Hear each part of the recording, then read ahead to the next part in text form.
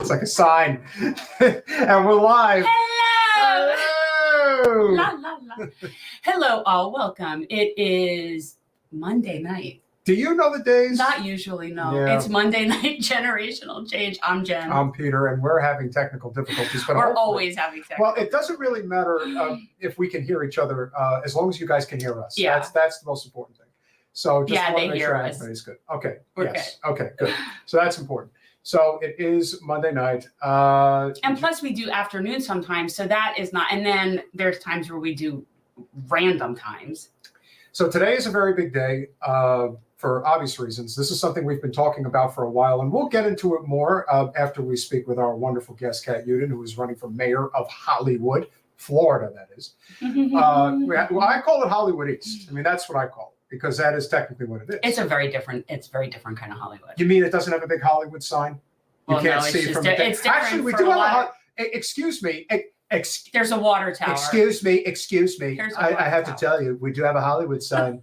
It's a big water tower. It's a big water really tower. Impressive, really great. Yeah, I remember when Hollywood didn't have a whole lot of anything, and it was lovely. So we are going to potentially cut live over the course of our broadcast to RFK's rally in Arizona, as friend of the show, Jesse Ventura, is going to be introducing him at this rally this evening, which will coincide in approximately... And you guys know we love Jesse. Yes, we do. It'll start in about 30 minutes. So with Matthew Hoh, we will probably go live to that. And, yes, friend Matthew Hoh is coming on. Yes. Obviously, I have a lot to talk about. There is... a plethora of different issues going on right now.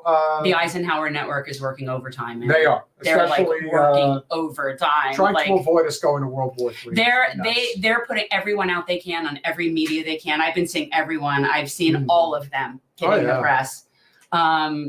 Kwiatkowski, they're all out there. But of course, there's others that want to push it on the rug and pretend like it isn't a serious situation. I am of the mind that it is a serious situation. I just listened to an amazingly good interview with his name is McGregor. I guess he was in the Conor McGregor.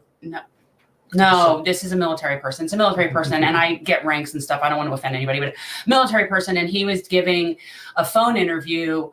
And it was amazing. And the stuff that he was saying about what is going on. And this is someone who was in office. I think he was during the Reagan administration. I want to say he worked under the Secretary of Defense or whoever it was. This is somebody who is a military person. But people that are old school conservatives are not with any of this. Yeah, it's definitely a big shift. Like they are not with any of this. Yeah, we've come to a realization that when it comes to endless war, we were already heading in a significant direction away from it post the Iraq War, and that was within a few years. But now we're really hitting a, kind of a breaking point for a lot of people, where they are going to look for alternative areas aside from the major two-party system. It's really turned off a significant amount. And yeah, it's definitely youth driven, to be fair. Where is RFK fallen on the issue with a broader war with Iran? I mean, is he foaming at the mouth like Lindsey Graham? Not that I know of, but then again, you wouldn't have somebody like Jesse Ventura introducing him if there was something that was going on. That's true. At some point, the issue has to be addressed. And at some point, it has to. He's still wrong on Palestine. And so ultimately, all these things come full circle at the local level. Because very often we get so caught up with, who's the president and, how do we control these things. But one thing that is very noted that we talk about a lot, particularly in progressive/populist left politics, is there is a complete disillusionment and overlooking of local politics, where most of the things that we actually can have a say in are typically being done at our expense in a way that we do not approve. We talk all the time, we hear constantly, especially from conservatives, the tax monies, this and that at the federal level. That's not how it works. But at the state and local level, that is how it works. Right. And we should have more of a say. So one of the problems that we have here in South Florida, particularly in Broward County, because Miami-Dade's gone. Yeah, they're as just far as that's concerned. They're in the too Their far level category. of overdevelopment is something It's over there. But in Broward County, particularly in the town of Hollywood, which has beautiful beaches and a beautiful downtown area, I must say, there is a problem with overdevelopment. It's been an issue for a long time, and it is an obvious issue when it comes to the coastline. And no better person to speak on this issue than somebody who has been an activist speaking out against this problem for many years now. And now she has decided that being an activist is simply not enough. She has decided to throw her hat in the ring, and she is running for mayor of Hollywood, Florida. Maybe it's because Hollywood purposefully holds meetings at times when people can't even participate and they don't even want to hear what activists have to say. Well, so we'll maybe that's just part of it. Okay. She's also pretty good on the surfboard as well. Got to throw that out there because I still haven't been able to learn how to do it. I think it's a stand-up paddleboard. I can do that. Even though I was pranked when I was up in New York. I can't even picture it. I've done it. I can't picture it. Sure you can. No, you would have to be wearing your arch support, your feet. How would you be? I can't imagine you barefoot. I've done it. Okay. I just trust me, bro. You need special. Cat Uden, welcome to Generational Change. How are you? Hi, Cat. How are you? Good. Thanks for having me. You stole some of the words right out of my mouth there. About when it comes to development and everything, yeah, and Miami. Yeah. Oh, yeah. It's really bad. So let's start with that, because obviously I get the feeling that you're somewhat like me. Like you would be just as content going about your business if people were handling things in a way that weren't screwing us. Like you didn't have some ambition to be doing it at this level. It's a matter of necessity. It's not like an aspiration for you. So talk about like really the push, because I know you've been active in this for a really long time, but talk about like the push that made you go over the edge and be like, yeah, I've had it with these people.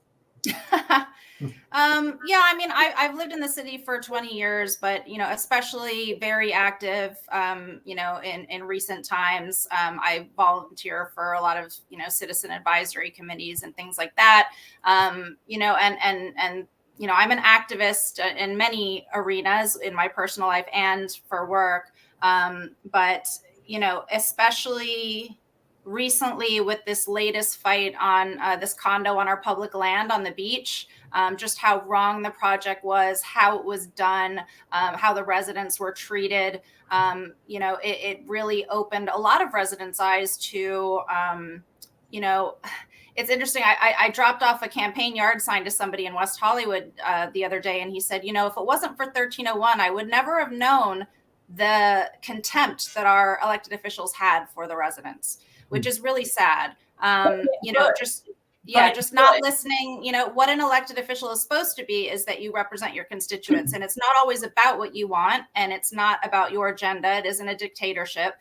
You are there to represent the residents. And so when 500 people show up at a city meeting and stay till 2 a.m. to speak against something, your job is to listen and to represent.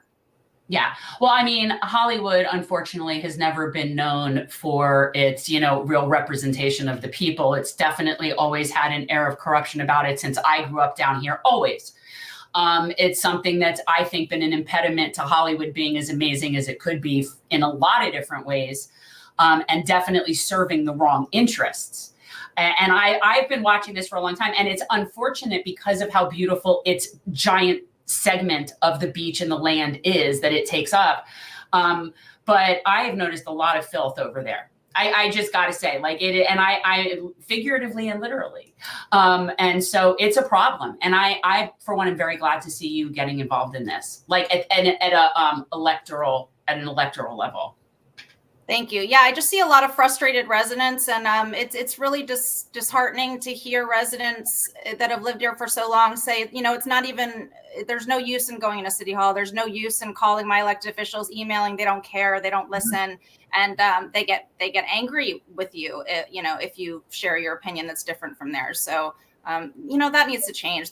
Like you were talking about, it's very hard to control what happens in Tallahassee or, at the national level, but the local level, it should be the government that's closest to the people. And when it's not, it just needs to change. Not many good people run for office. A lot of people run for office for the wrong reasons. And, just more good people need to get in there. I know that a lot of people don't want to get in politics, but more good people need to throw their hat into the ring. Yeah, and I also think it's important to note that for so very long, and again, I equate this as the Bernie/Trump effect that happened in the summer of 2015, where a lot of people had their sort of political odyssey, if you will. They really got woken up to the ills of the actual system. And again, a lot of it starts at the local level. And let's be honest, a lot of the people that are involved in politics, whether in Hollywood or throughout Broward County, they've been in politics for a hell of a lot longer than 2015. And so when people start waking up and they start questioning, well, how come you're taking thousands upon thousands of dollars from this developer who wants to destroy our ocean front? And they're all looking around like, well, this is just how we've always done it. It's just how it works here. We're open for business. Why are you even questioning us? Why are you getting in the way of progress in their eyes? And one of the commissioners, this who is I will great. not name, we're not going to name names, actually said that, oh, so who cares if I take $500 from this person or $1,000 from that person? They don't control me. No, but it sure looks like they do when your votes land exactly where they want them to. So that, to me, I think speaks to the greater issue here. Again, Hollywood is not that much different from other areas, but Hollywood is a great example of an area that really had it under control for a while, but now it's completely out of control. Yeah. And it's getting to the point now where, you're going to wonder if it's going to ultimately really push out the entire local community, to the extent that this is going to turn into just like any other town that doesn't have the local small businesses, that doesn't have that real old school Florida feeling, like a North Miami, for example, would be another good comparison. I think that it's in real danger, and you even said so, or I think I saw the sides, don't Sunny Isles our Hollywood. Right. And I think that's a great comparison. Your thoughts on that? Yeah, I mean, almost, I would say 100% of Hollywood residents, whether you're east, west, left, right, all say the same thing. We do not want our beach to turn into Sunny Isles. It seems universal and something that our residents really, really care about. I meet residents who are very pro-development, who, build the skyscrapers in downtown, build this, build that, but don't mess with our beach. Like, our beach is sacred, and that's just one thing that seems universal to everyone. You don't mess with the beach. And that one particular property we're talking about is not even private land. It was public land. 3 acres were deeded to the city for parks, recreation, open space, public use. And the other acre, which I discovered, was bought with land and water conservation funds, federally protected. That acre was not supposed to be touched without permission from the National Park Service. Did they tell anyone? No, I had to bring that to the federal government's attention. So, it's just, that particular piece of property in particular, just completely wrong, the wrong property, and just a total insult to residents. I don't think the city really knew how strongly the public felt about especially that particular piece of property. And it woke a lot of people up. And if they're going to do it to that property, they're going to do it to any property. And I've seen now, it's almost like that property put up a green flag to developers that Hollywood doesn't care about their beach heights. A lot of our beach is still zoned for 65 feet, and some more developers have come in saying, oh, well, it says 65, but why don't you let me build it 240 feet? And now they're trying to use the Live Local Act. Somebody bought a whole block of property by the Neptune motel, and they want to use the Live Local Act there. So, it's once you say yes to one, I've seen developers say, well, you let that one go big, why don't we do? And it's like dominoes down the whole beach, and that's how it starts. So we just have to we have to protect what's sacred to us. And, green spaces are barrier island. They're just certain properties that you ruin it forever. Yeah. So we'll talk politics for 1 second. So when I was running, one of the things that I did regularly was go to all the community association meetings. I went to basically every neighborhood, whether it's Driftwood or North Beach or Point Siena Park, or I've been to all of them. Okay. Like, I've been to all the community association meetings. And there is a tale of 2 Hollywoods. And the tale of 2 Hollywoods is very, very blatant to me. Because, for example, hypothetical example, you go to the meeting, let's say at the North Beach Community Association, and the mayor is sitting there. You go to the community association at Driftwood, he's not hanging out over there. So as somebody running for the whole city, I think it's really important to note that not everybody is in concern with, like, people, let's say certain districts in Hollywood are not as concerned with other districts in Hollywood. Yeah, I mean, I've been to civic associations all around the city, and I've noticed that certain people are noticeably absent. But as a mayor, I feel like the mayor should be a full-time job, especially a city this big, 153,000 people. Yes. I think it's really hard to hold down a business, a law practice, a car dealership, what have you, and still be everywhere in the city and know what's going on and be able to go to all these meetings. So wait. I mean, Wait. He does that? I didn't really realize that. No, but that's what I intend to do. So, he has all those, like, I didn't realize that. And just hypothetically, like, or just curiously, what is a salary for somebody that does that? Like, what is the salary for that? For a mayor? Yeah. The mayor pays $43,000 a year. Right. Okay. So yeah. It's a stipend. It's nothing that really you realistically not in Florida could really live on, not in Hollywood. No, which is why politics is meant to keep people out of serving in that capacity that aren't like privileged people to be able to even do that job. Well, it's the same problem in Tallahassee. But Kat's right. It is a full-time job. And the way that they keep it that way and keep it like this sort of, it's almost like instead of running the show, it's just being like a queen or a figurehead when it needs to be somebody who's really running shit. Well, it's not necessarily, I mean, we do have a city manager that runs things and runs our departments. However, about that too. Yeah, I mean, to be able to properly be in touch with all districts in the city and be able to relay those concerns and what's happening in all areas of the city to the city manager and make sure that it's all being done and be able to check up on that, I think it should be a full-time job. So, I mean, one of the agreements that I have with my job is that I'm going to resign if when I get elected, and I'm going to do this, full time. So that was a big conversation with my husband too, because that's obviously a huge pay cut. But I think to be able to do that properly and I want to put everything into it. And I think our city deserves that. I think our city, many districts have been neglected for many years. And I want to make sure that I give proper, attention to all areas of the city. I would love to make it easier for people to run and serve in office. I think it's really important for the average Joe to be able to, be a mayor or a commissioner and not go bankrupt and be able to pay their bills. I don't.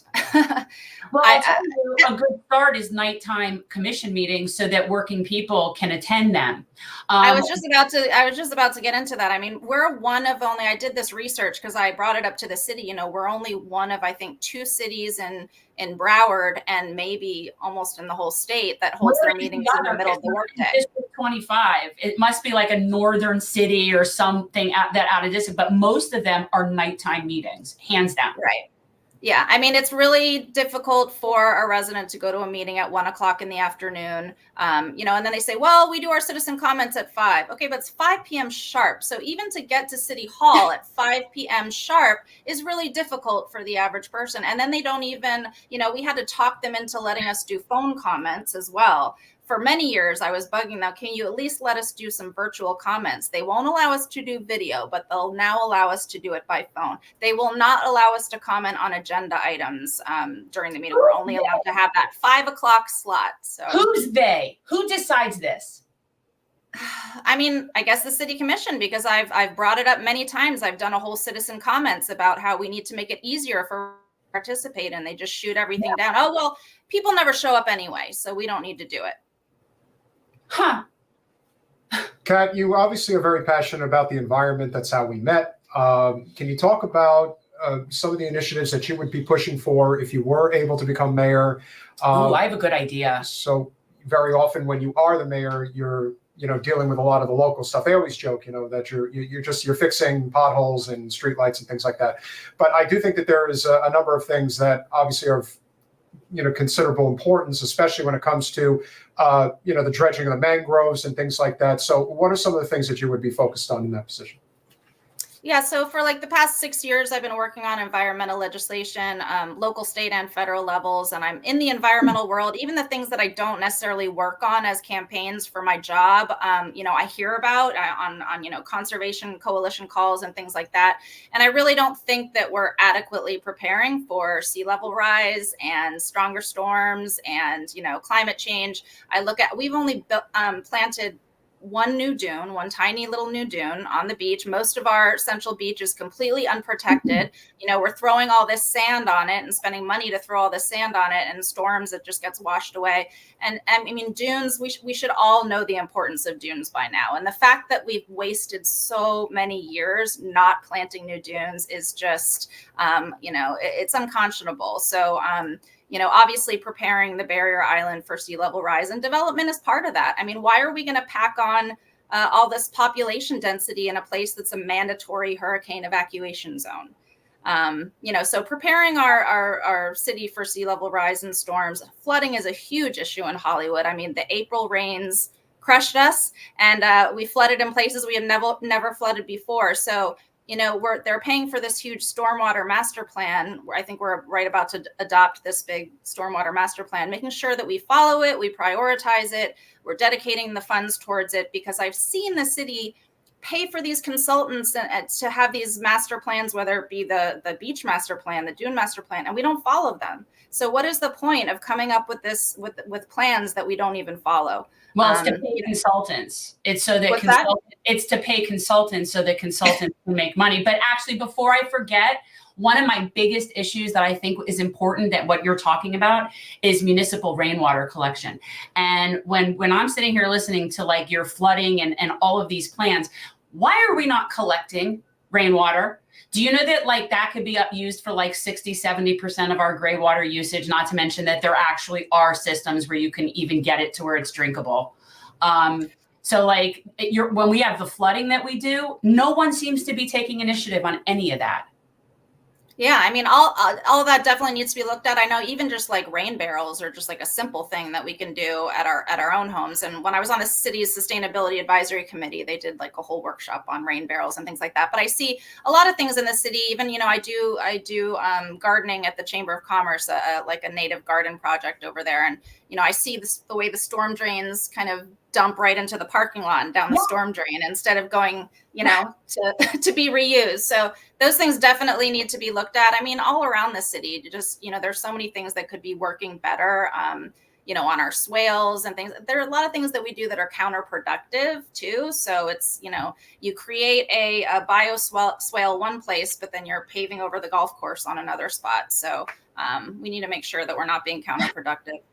Yeah, I agree. No, I think that's all. I wish, like I sit here and I think, who are people that are in municipal positions that would be interested in this? And the truth is, my concept really would be more of a county concept. I picture ideas coming off of 595 when it's raining buckets and the water is just flowing down over the overpass.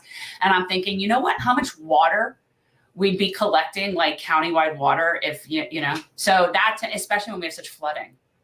Well, I think we're really lucky. We have the Broward County's chief resilience officer living in our city, Dr. Jennifer Jurado, and she's very well respected. She's so intelligent. I mean, her ideas and her thoughts about what needs to be done, that needs to be prioritized. I hear the city is adding a position, a chief resilience officer, which sounds great. And hopefully that person will be, qualified and will be able to work with Dr. Jurado on preparing our city and taking all those recommendations into consideration. A lot of times when they're looking at infrastructure, they're looking at, man-made things like, seawalls and that kind of thing. But we should also be looking at green infrastructure. So. Yeah, we did a whole show on it because I just sort of went down this rabbit hole thinking, I was driving down the highway just looking at this and I thought, is that a thing? And so I looked it up and yes, in fact, it is a thing. And so we had somebody come on she was a professor. I don't remember where she was a professor, but it is absolutely a thing that is very, very effective to do. It's just not necessarily the most profitable thing to do. So, that's one of the issues, but yeah, it's definitely a good thing to do. It would be very nice to elect a mayor of the people and not of the for-profit development industry. I think definitely there's a town that could definitely use that. It is Hollywood. Yes. And Cat, obviously, it's been a pleasure having you on. How can people find you and support your campaign? They can go to catudenformayor.com. And I'm also on social now. So I really appreciate everybody's support. I appreciate you having me on. And, just know that I have no self-interest. This is all for the right reasons. Public servant only. Can I also tell you, I really envision very cute headbands with your blue colored cat ears.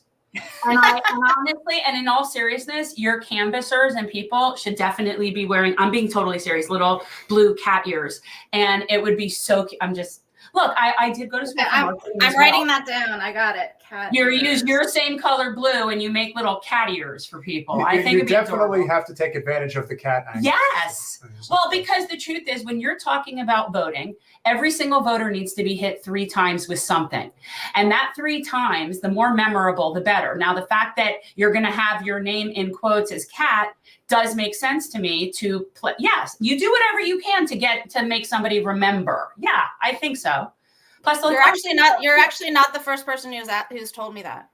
Yeah, to use blue ears. To use cat ears. Okay. All right. Well, all right. And then I'm not crazy for thinking it, but You're crazy for other reasons. I'm crazy for other reasons.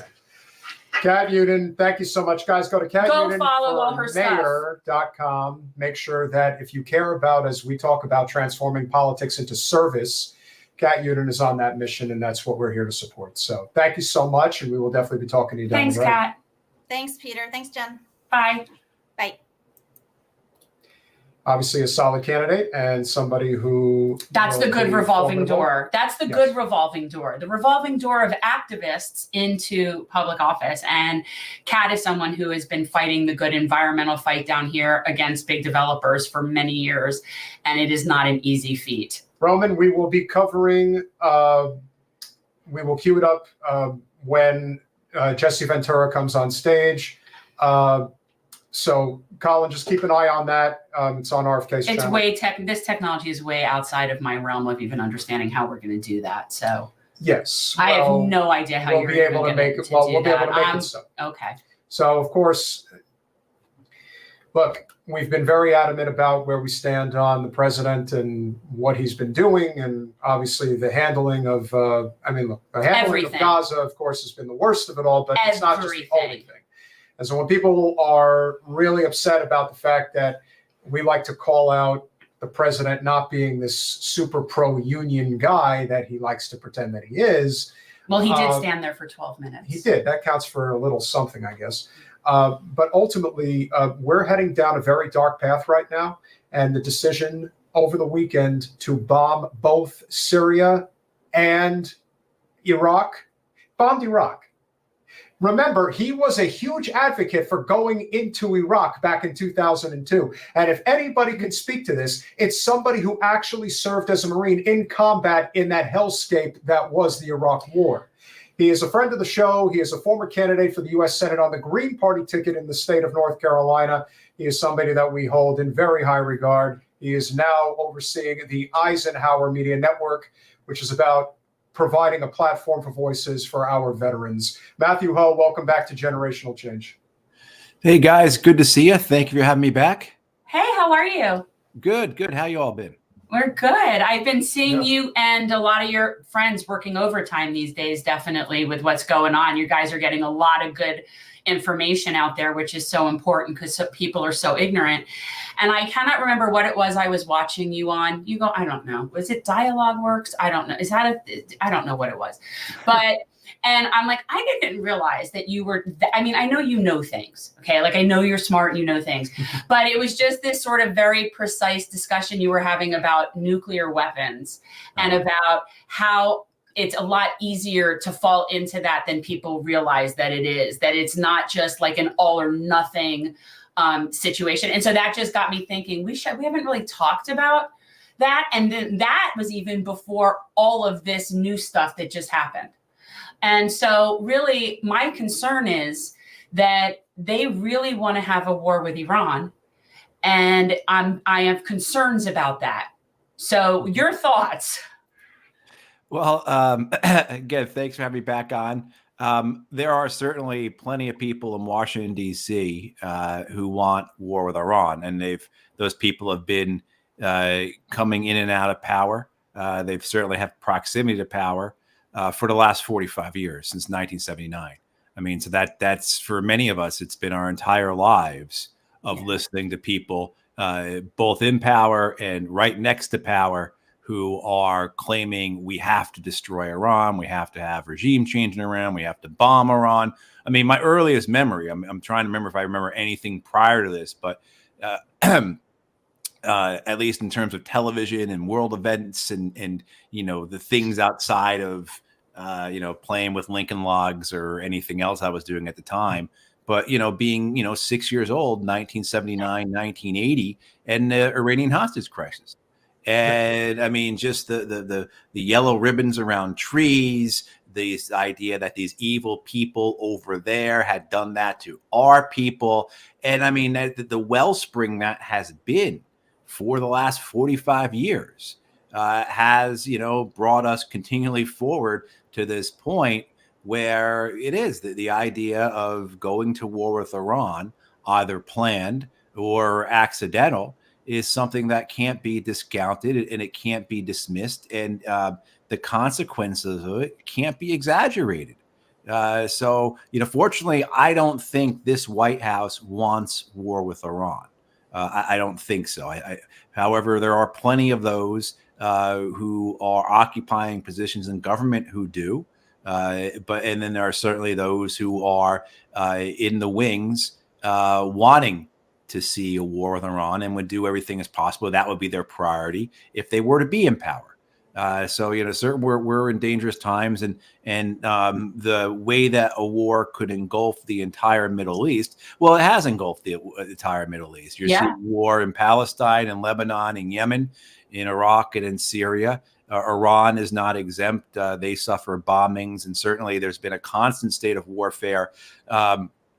Again, for our entire lives there. If you look at this, I was born in 1973. If you go from the west coast of Africa, so go from, say, Morocco, all the way east, there is not one country, or relatively few, that have not been touched by war, and many of them catastrophically so. I mean, you have to talk about Oman. I mean, there's a couple of nations, a couple of Gulf monarchies that haven't been touched directly by war, but that's the reality of the Middle East, and that's been the consequences of the U.S. Foreign policy there for decades now, since Jimmy Carter's presidency.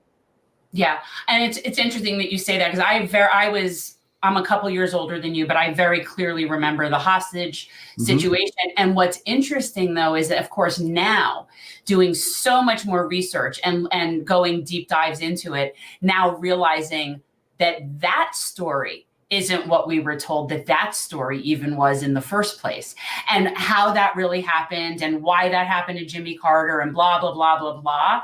But it's like, so everything since then, the bottom line is I don't believe anything that they say. That's part of it. Like, I don't believe anything. Well, first of all, I don't believe anything that comes out of Israel's mouth. We know they're lying if their lips are moving. I don't believe a thing Israel says. I never will. But I don't believe us either. Well, how can you? I mean, the hostage crisis is a great example of that, whether it was our backing for the Shah, for a police state that was cruel and vicious to its people for decades. That was the proximate cause or the acute cause for that revolution there, or whether it was, say, the October surprise, or that you had with Reagan cutting a deal with the government in Iran to hold off on giving back the hostages to help Reagan win the election. I mean, and then everything in between that. But then and everything since, and now you have had such really great reporting. Whether it was Chris McGreal in The Guardian yesterday about CNN, whether it's been Adam Johnson and Uthman Ali in The Intercept talking about CNN, MSNBC, Fox, the New York Times, LA Times, Washington Post, and their bias towards Israel, which bias isn't even a correct term, I think. Basically, I think you're more accurate saying that they're working for Israel, because bias implies there's going to be some slanting and some shading and coloring. And you read these examinations of what's occurring at the major American media outlets in terms of how they're covering this war in Gaza, this genocide. And it's as if they are an arm of Israel. And I don't think that's hyperbole. And I think people, if you're questioning that, you need to read the report that Chris McCreel did in The Guardian, or Johnson and Ali's work, or there's been similar work done on the BBC or the Canadian Broadcasting Company. And so how can you believe any of it? I mean, because we've been lied to repeatedly, and the mechanisms for lying have been so clearly exposed. Yeah. And what's so interesting about this is that we're actually watching a genocide in real time. Right. And because we have access to see things with our own eyes, they are not at the same level of being able to keep this as covered up as they have in the past. Right. That doesn't necessarily mean I feel any more empowered to fix or change the situation, because I don't. I feel really powerless. All I do is watch horrible things so that I could just bear witness to the horribleness. But the fact that we're seeing it, they're not getting away with gaslighting like they used to. No, they certainly they're certainly trying, and they're certainly in a panic over things like TikTok. Over platforms like yours, over the ability for people to communicate in a manner that can't be censored. I mean, they're working hard on censoring, of course, and with the way the algorithms work and search terms work and things like that. Yeah, certainly they're working on it, but they are in a panic about it. And, the one thing we have to understand, though, is a lot of the messaging that's coming through the major corporate media in the U.S. is not geared towards us. It's geared to those who are already in agreement with the policies towards Israel. So, I mean, probably it's geared towards American members of Congress. It's geared towards AIPAC donors and loyalists, right? It's geared to the vote blue no matter who crowd. It's geared to the MAGA Redders kind of thing. Like, it's geared to the purpose of the media messaging in this war from Israel and from the American corporate media has been to provide a narrative that, bestows righteous indignation, that makes it clear that there must be redemptive violence. If there is not, this thing will happen again. This is the only way you can stop this evil, is to do this genocide. I mean, so when you look at some of this media, you have to understand that the purposes of the media, the audience is not the general public, but it's the audience, that's the constituency that already supports Israel, because they want to maintain and confirm that constituency, because their strategy is just to keep the United States in their corner. They don't care about the rest of the world, as long as they have the world's reserve currency behind them, as long as they have the American military industrial capacity behind them, they feel that they can persevere. And that in turn, right, builds upon the ideology that they have already of Fortress Israel, right? Of us against the world. Which is why I feel we have a responsibility in this country more than anywhere else to do whatever we can to stop that from happening, because other countries, it's not really up to them. Matt, obviously being a war veteran, a Marine, I'm sure you've seen a number of the videos of our friend of the show, Medea Benjamin of Code Pink, chasing down all of these bureaucrats, because that's what they are. Oh, are you going into the Brian Mast thing? Yeah. We can't with him. Brian Mast is a little bit different, as you know, because he is a combat veteran as well, who lost his legs. And the fact that he is gung-ho about war, I mean, granted, he takes $500,000 from the Israel lobby, so that explains a lot of it. But the fact that he served in this hellscape, and much like John McCain says, "Oh yeah, let's have more of it." Well, Mast is our generation, right, Matt? Like he's probably younger. I mean, he's probably, I don't know. I mean, Google it. I would imagine he's late 30s, early 40s, maybe. But these are not innocent Palestinian civilians across the world. When you're looking at the 500,000 people starving to death, are people that should go out there and put a government in place that doesn't go out there and attack Israel on a daily basis. I mean, the ignorance to make a statement like that, it's that's somebody who isn't even capable of nuance. I mean, he's taking his talking points directly from AIPAC, as clear as day as I can see. Right. He's a psychopath. Look, they're 2.8 million Americans served were part of the Iraq and Afghan wars. So that 2.8 million, you're going to have a pretty good number that are psychopaths. right? What's the number supposed to be? 2 or 3% of the population is? Right. That's a good amount of people. That's a lot of people. And some of them will be successful. And so it's whether it's people like Brian Mast or people like David Petraeus. I mean, you're going to have these, and the entire Congress is full of them in many ways, right?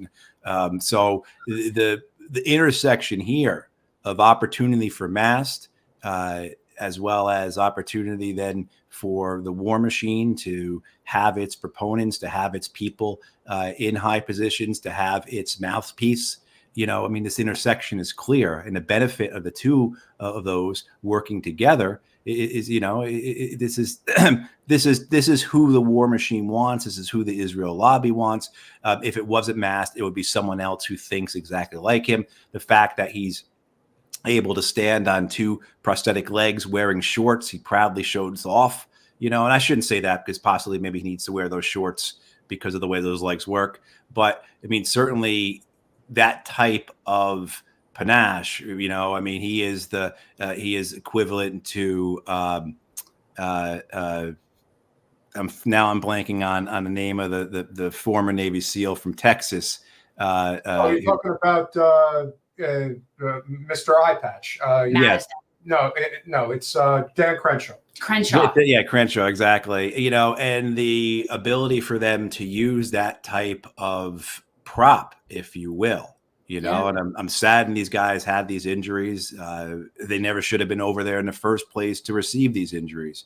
But to act as if they somehow don't utilize them for their gain, for their positioning, to establish some type of superiority, we're being naive. But certainly a guy like Mast is a psychopath.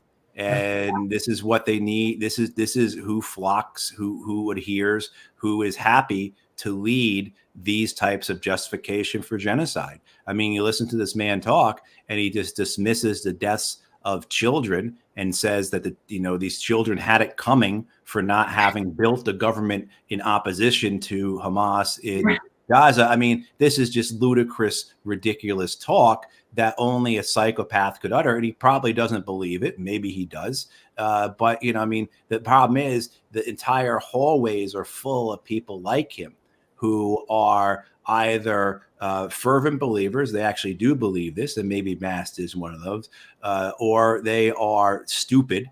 You have to remember Susan Collins a few years ago after January 6th writes that op-ed saying, I thought it was the Iranians who were attacking the Capitol building that day.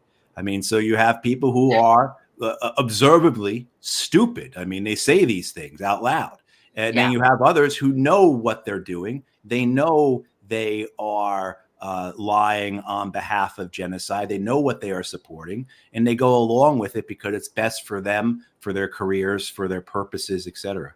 Well, that's the point. The point is that regardless of what Mast believes, Mast is doing this because, much like the psycho-Zionists that are in Hollywood, like the Deborah Messings of the world, the Michael Rappaports of the world, they're doing it because they think it's going to help advance their career. No more, no less. He looks at this as an opportunistic moment for him politically. That's why, again, why would you take $500,000 from the Israel lobby? We have the same problem with our congresswoman who's taken close to $1 million in the Israel lobby. So when that type of thing starts happening, you know that there is political calculation that goes into this. The only problem, of course, is that this is a man who, because he has served in combat, I mean, people think that gives them credibility, but you know what? It doesn't to me, because I know people like you. And I know people I actually know more people like you than I know of people like that. No, he's definitely an anomaly in the sense that, especially for Marines, no one who goes to the combat zone ever comes back the same. But that percentage, like you talked about, whether it's 2 to 3%, frankly, it might even be higher considering what you have to go through on Paris Island. At the end of the day, this is a guy who is completely messed up in the head, and he has not properly dealt with it, because he's probably lived his entire life basically being told, you're not allowed to be vulnerable. You're not allowed to question what you do. You just do what you're told and go right along with it. And so let's play the rest of this. And we're going to make you sit through this. The red people that are appalled by this guy. His kids, 7-year-olds, 7-year-olds, 9-year-olds, They destroyed more infrastructure in Gaza than they did in Dresden. So that is like And there's more infrastructure that they needs to be destroyed destroyed. more of Gaza than what happened in Dresden. Did you not hear me? There's more that needs to be destroyed, and there will be more that gets destroyed. You want to see them starve to death. UNRWA is what's keeping them alive. We want to make sure that we don't give $1, 1 penny to UNRWA, and that it actually be totally abolished. Why? Because they were set up in 1948 to serve the refugees of Palestine. That's what they were created for. The UN created it because they were displaced from where they lived. and the United Nations was moronic for creating UNRWA. You are heartless. You can say Do you that. realize how heartless you are? These children are being slaughtered, and now you want to take away the last bit of food and water and supplies, any medicine. Do you want to take the last bit they have? Yeah. Let me just say this. If if you ever find yourself in a position where you're being yelled at by the Code Pink ladies, you have taken a very wrong turn somewhere in your life. That's what I know. And I don't care what it is they're yelling about, because it's like those ladies are all about like peace and harmony and love. If they're yelling at you like that, there is something wrong with you. And to see, and I know a lot of them, and to see them begin to lose their composure like that, they really were confronted with something they hadn't seen before. Yeah. This type of bragging, this desire, this reveling in death and slaughter, this lack of humanity, and a desire to see harm done to people that he doesn't even know. And so at what point do you start crossing into those lines of, having these metaphysical conversations of like, is this what evil is? What is your definition of evil? And does Mast fit it? I think Blinken fits it. Someone who is willing to go along so cynically and cravenly with Israel in the sense of being complicit in a genocide. I think Biden fits it as well. Although I think we tend to put more of the bulk of the weight of this on Blinken, because I think we kind of assume that Biden is a bit out of it, whether or not that's true or not. But certainly, I think this is entirely appropriate for us to be having this conversation on individual levels, in groups and forums, and on a national level of what is evil. Is this what we're talking about, where you are seeing genocide being committed in an entirety of a destruction of a people, destroying everything from them literally to destroying them figuratively? The Israelis are killing the poets of Gaza. They're killing the professors. They're wiping out anything that gives any semblance of identity to the Palestinian people. This is why they tear up the graveyards, so that the Palestinians cannot point at the ground and say our bones are there, our people are there. They are destroying the past, the present, and the future of Gaza. That is what genocide is. And so how can you be complicit? How can you, as Israeli media reported last month, since October, the United States has sent 25,000 tons of bombs, of munitions to Israel, 25,000 tons. To give you, that's 25 kilotons.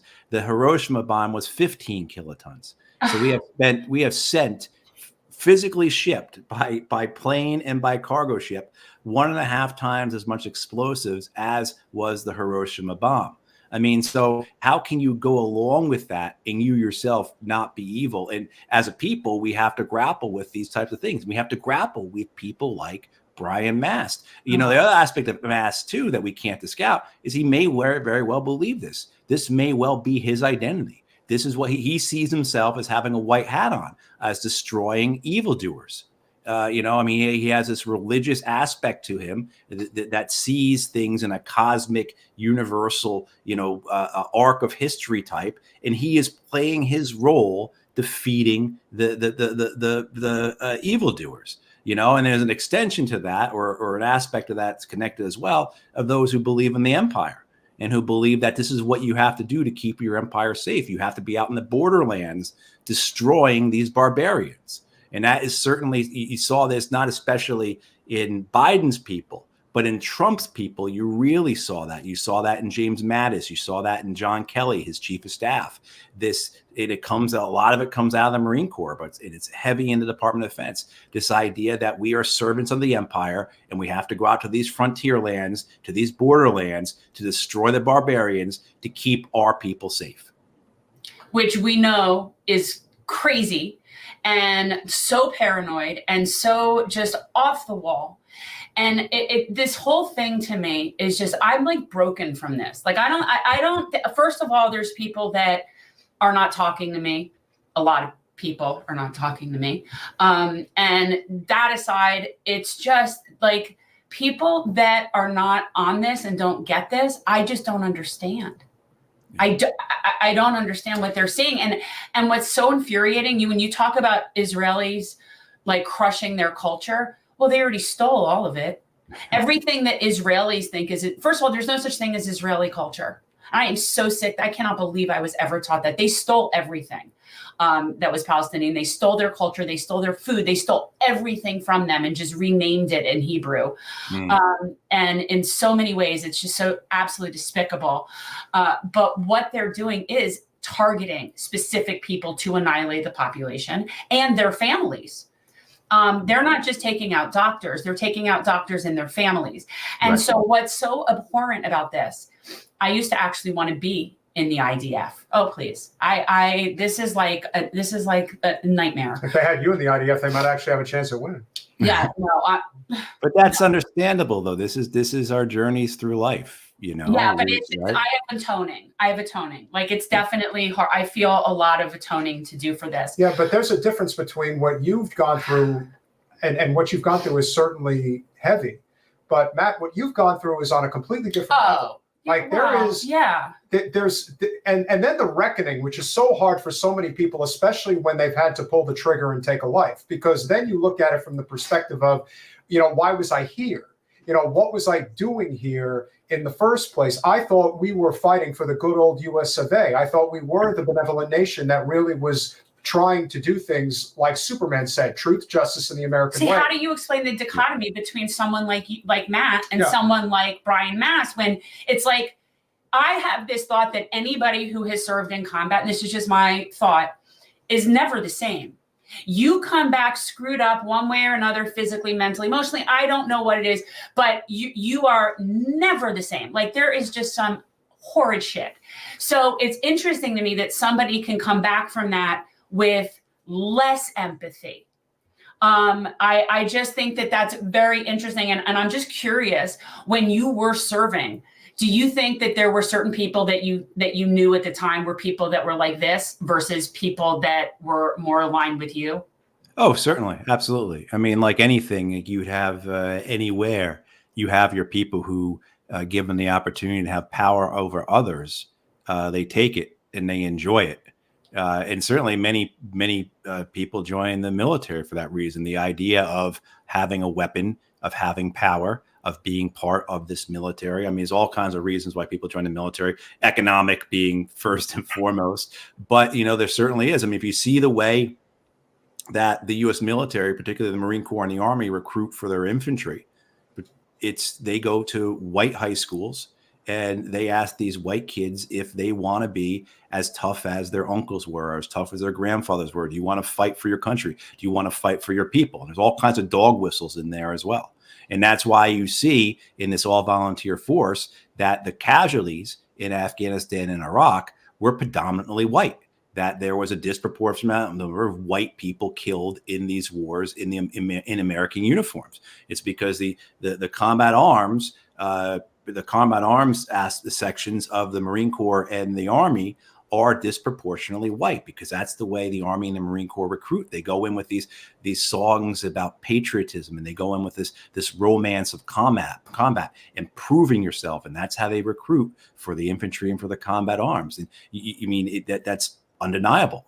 You're not going to find that written down any place, but you certainly talk to recruiters, they will tell you that, and you can see it in the numbers, how the ranks of the military are filled out, who goes where in terms of demographics.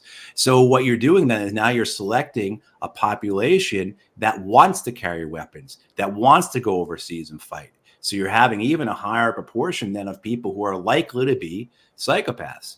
I mean, the same way, I mean, I remember talking about this with college students one time about the Israeli military, the Israeli border police, the Israeli defense force, and how they do have conscription, but they also have some people who volunteer.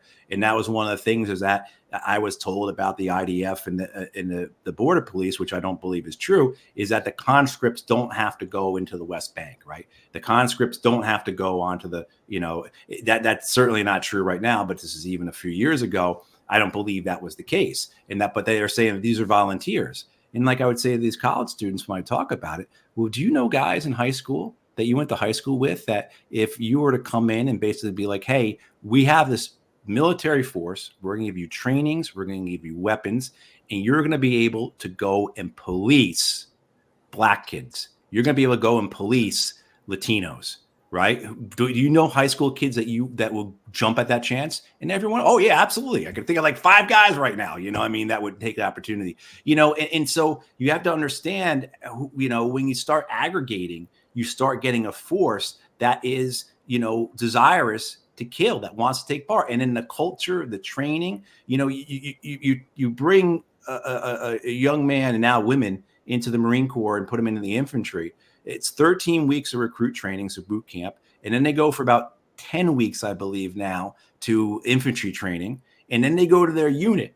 And all they do during their enlistment is train to kill. And what they're being conditioned. This gets into aspects of when they get out. There's no deconditioning, right? There's no, bringing them back right to the point they were before. But why do you have to do this? Why do you have to invest so much to get people to kill? Because killing strangers is not something we as humans do.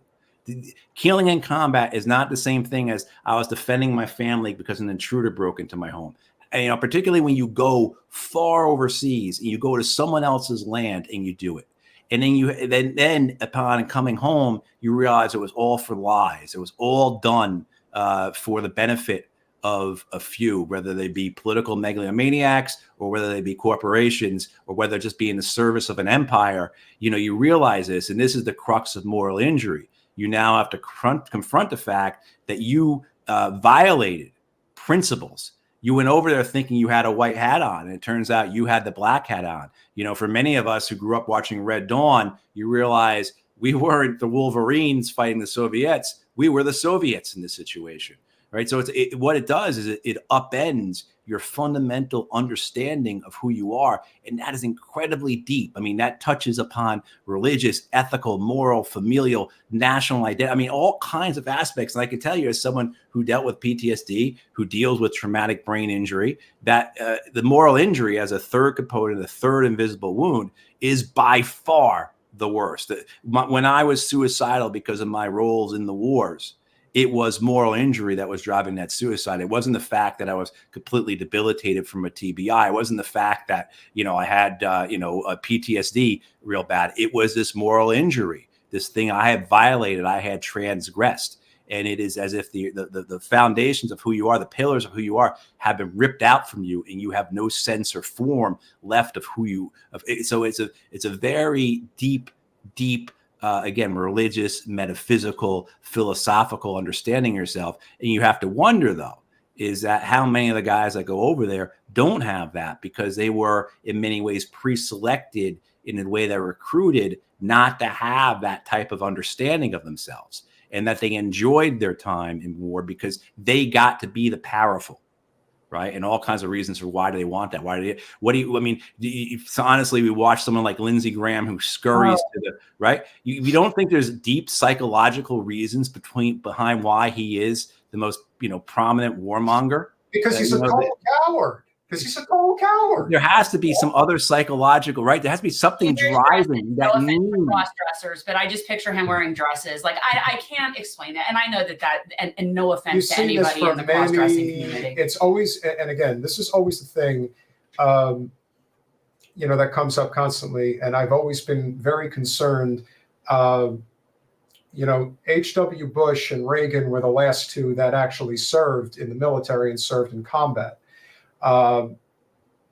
When you look at Clinton, Obama, Bush, Trump, and of course Biden, I mean, we have been heading down a very dangerous path for a long time. And I think a lot of that has to do with the fact that we do not have leaders in position of authority that have served in the military and are not completely fucked up in the head as a result of it. Because it seems like the ones that are in positions of power today that have served in the military are a lot more like Dan Crenshaw and Brian Mast. And that is the danger in not recognizing that we have a serious problem here. We have a serious problem. And with all due respect, George W. Bush didn't serve in the military as far as I'm concerned. Well, I'm not giving him that one. Well, you know, there's a touch on that. Susan Eisenhower, Dwight Eisenhower's granddaughter, tells a story that you know, President Eisenhower was something had happened with the military, and he looked at his chair in the Oval Office and he says, "I pity this country when someone sits in that chair who doesn't understand the military like I do."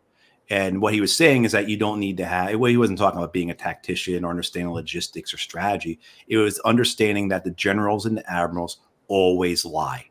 They always lie. And so who are these people who get to the top of the military? Right. So exactly. You have people that are at best careerists, you know, and very often too psychopaths. You know what I mean? So that was what Eisenhower was warning us about, was the fact that the generals and the admirals always lied. And then his successor, John F. Kennedy, said the same thing. You can't trust the generals. They lie all the time. And it's true. And you see that now. They lie all the time. It's part of culture. There's actually been studies at West Point and at the Army War College that have shown very clearly that the Army has a culture of lying. You know, so I mean, it's not even just a anecdotal observation. There are actually studies out there that show, like, the Army has a culture of lying. Well, there is somebody who knows how to tell the truth, and he is speaking right now. He is the former governor of the state of Minnesota, and is probably the best thing that could possibly happen to RFK's third-party run right now. Let's queue up. I believe Jesse Ventura is on the stage. Please excuse me, because I left office in 2003, and I have not worn a tie or suit since. So I'm out here now in Arizona, and I didn't bring a tie or a suit with me, because I heard in Arizona you don't need it. You wear blue jeans and golf shirts and T-shirts. Whoever's messing with that. So I fit in pretty good now as a Minnesotan who's now transplanted to Arizona. But anyway, I'm here in support of Robert F. Kennedy's bid for president of the United States. That's pretty big. And I support this because I have been a person of the third party my entire political career and my entire adult lifetime. I go way back. I voted for John Anderson back in 1980, for those of you that are old enough to remember that. I am. So I have been a third party person my entire life. I support the third party movement. Ralph Nader had it best when he called it the two-party dictatorship, because that's what it is. And you're seeing right now, the very reason we need to elect somebody other than Democrats or Republicans. And that reason is this. You're seeing it right now with this border bill, where they put their party before the country. Bear that in mind. Democrats and Republicans always put their party first, then it's their money bag donors that give them the money. And let's see, we the people, we could end up about 4th or 5th on the list. But rest assured, it's their party first, not the country. And you're seeing that right now. They could pass this bill, but they're not doing it. Why? Because of party politics and election coming this fall. So let everybody suffer while they put their parties first. Well, that's why we need to elect independents. I won the election in Minnesota. I took on the Democrats and Republicans. And I was talking with Bobby earlier, and I think I amazed him a little bit when I told him I only raised $300,000 to become the governor of Minnesota. I can tell you this, I made more money doing the job than what I spent to get it. There isn't an elected official in the last 100 years to a major office who can say that. I made more money doing the job You spent to get it. than I did spent to get it. That's pretty cool. And that's what you're looking at today. You talk about wasteful spending. How about the wasteful spending on these political parties and the money that just goes down for lack of a better term, down the toilet with this fundraising and all that stuff? I don't need that. And Bobby doesn't need it either. Bobby will make it on ideas. That's what I ran on in Minnesota, ideas. And the people responded. The voter turnout rose and went sky high in Minnesota. Bobby can do the same thing nationally. He can, if all I we think if he need gets on the ballot, is for Matt, he's people going to be a real believe. threat. What do you think? And I'm your example. No, it can't possibly. I beat the Democrats and Republicans at the same time. They can be beaten. They can be beaten. And how you beat them is with ideas. How you beat them is with people responding to those ideas. Money, unfortunately. And how you beat them is by putting America first. Oh. The United States first, not yourself. This isn't about yourself, and this isn't about your political party.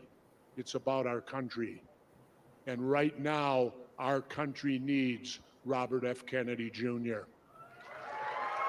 Okay. And all third-party candidates. I believe it was John Adams told us, warned us. He said, when political parties take over the government, say goodbye to the government that you know. Well, he warned us, and we're on the brink right now, because these two dysfunctional parties that are running this country, they've been doing it now for, 50 years or more, and with the same results. And they don't have you in mind. They got themselves in mind. So we need to elect people who truly understand what public service is about. And when you talk, I'll say this to you, and I'll finish with this. Imagine the world we would live in today if the two Kennedys would have lived. It would have been a world. Okay. There would have been no Vietnam. There would have been no Cold War. We'd be friends with Cuba. This world would be, you wouldn't recognize it today. And so I always say Jack Kennedy was the greatest president of all in my lifetime. And the reason I say that is because they let him serve the least amount. He didn't even get one term. That's why he's the best, because they wouldn't let him go past not even one term. Well, maybe it's time to elect another Kennedy. And so on that note, please let me introduce to you a friend of mine, and I'll go back the many 20 years ago when they came to me and Robert's son Connor had a dream. Okay. And I had a chance to fulfill his dream. And his dream was a simple one. He wanted to go scuba diving or diving with an authentic Navy frogman. Well, I provided the authentic Navy frogman, and Connor and I had a great day diving down in Cabo San Lucas. So I think that's a big deal. and we are. You didn't want to hear how the Mexico diving trip ended up. No. I think you know what. When we had the last time we had It's Jesse Jen's show, on, and she'll do what she wants. So I just gotta play along. no, yeah, that's how this I'm works. just kidding. But I mean, the last time we had him on, we very much had talked about his thoughts, and he was already in the process of speaking with RFK, and I had a feeling that this would sort of head in that direction, if for no other reason his complete and utter disdain for both parties, Right. which he's always been very clear about. But I actually am a really big fan of Jesse, so I kind of like him. But the biggest issue I have right now with RFK is he's putting Israel first. Right. And they all are at this point. And that's what's scary to me. Like the Israel issue, I don't see how this can work. Well, the only thing that matters as far as I'm concerned is if he has Ventura in his corner, whether as a VP or whatever that would look like, he is the one voice who I think Bobby would have no choice but to respect. And, when Ventura came on the show, he came on right after October 7th. And he said, ceasefire now at that moment. Right. And to me, that says a lot about where his head's at and how he views these things. I know you Marines really hate the other service members who are not Marines, but I think for a Navy, They don't hate them. for a Navy frogman, I think he definitely turned out okay. No, there is a pecking order. There's no question. Look, Marines go to the front line. Please, you've made the mistake of calling a Marine a soldier before, and I had to say that's Ooh, I didn't Yeah. realize that's a big deal. that is the deal. That would be the whole concept, is they're Marines. That's the whole point. And I dated an ROTC in my freshman year in college for a while. And so I learned a few things. I've known Governor Ventura for at least 10 years now. He's always been great to work with and talk with and be interviewed by. I'm disappointed he's endorsing RFK because of the genocide that's occurring. I mean, I think that's certainly something that should be a disqualifier.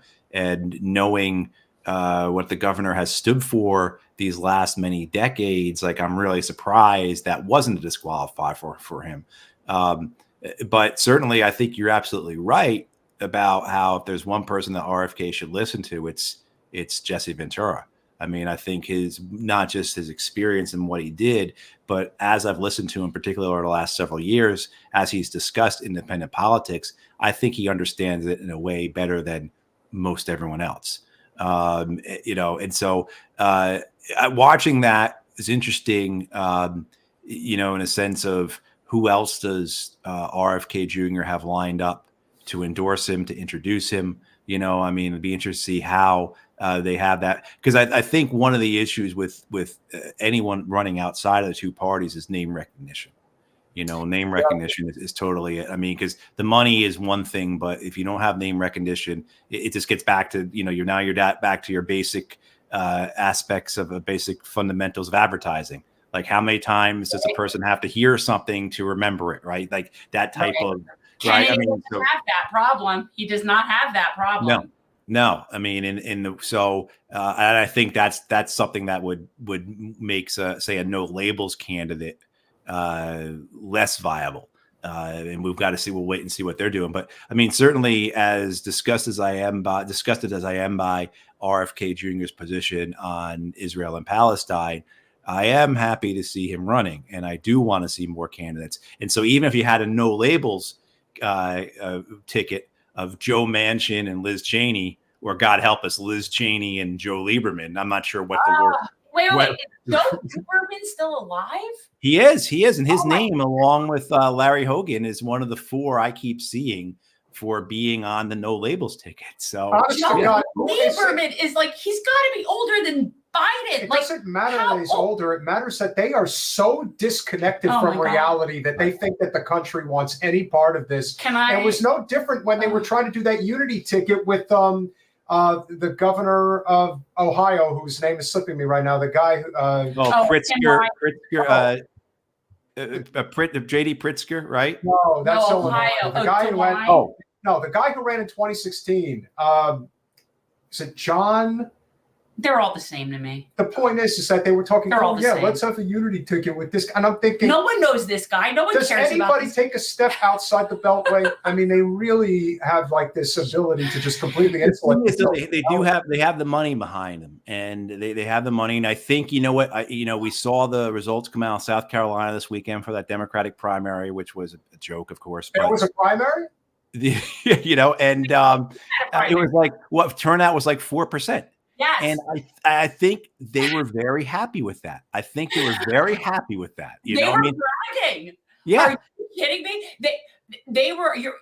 It was Joe Biden in a landslide. Right. They were on that. Like, it was hilarious to be 4% turn. You're talking about South Carolina, right? Yeah. And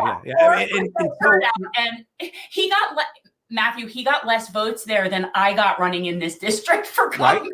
I mean, so I think there's a now that's going to be catastrophic to them, because that's going to be reflected in general election turnout. Oh, yeah.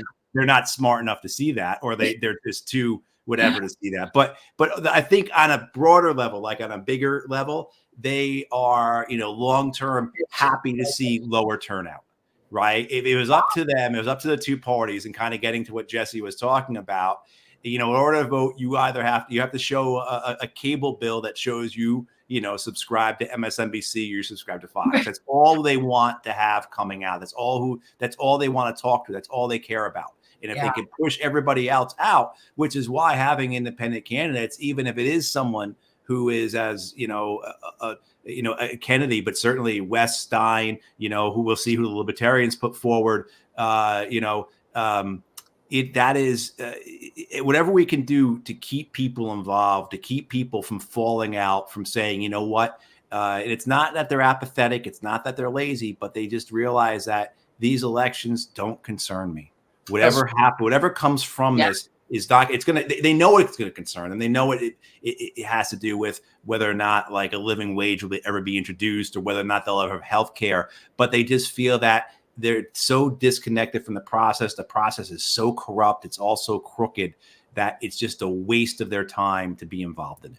I definitely agree. The fact that they're floating around Joe Lieberman is the most, like, I still cannot get over that. I think the whole point about Ventura endorsing RFK simply comes down to his political calculus, that there is a real opportunity here to break the two-party stranglehold, and he wants to take his shot. I don't blame him, because I think there is an opportunity here. I still think because he's a Kennedy, there's probably a significant amount of dirt on him and his family, and there are reasons why he affiliates with somebody like Rabbi Shmuley. And let's be honest, Bobby, if you're listening, and you're probably not, Jesse Ventura can get you a shitload more votes than Rabbi Shmuley ever could. Oh yeah. Right. So, I think also there's a calculation, though, that, and this is what the Biden White House the Biden campaign's going through. Not that, I mean, Biden, by his own words, is the biggest Zionist in DC. So I'm giving it too much here. But this idea that, God forbid, the Israel lobby is not with us. If the Israel lobby is against us, we are. I mean, the amount of resources they have, the money they have. Exactly. So I think that was a lot of Kennedy's calculation, as well as that, like, not even taking a neutral thing, jumping in all aboard, I will get that support. And I think that's a huge aspect.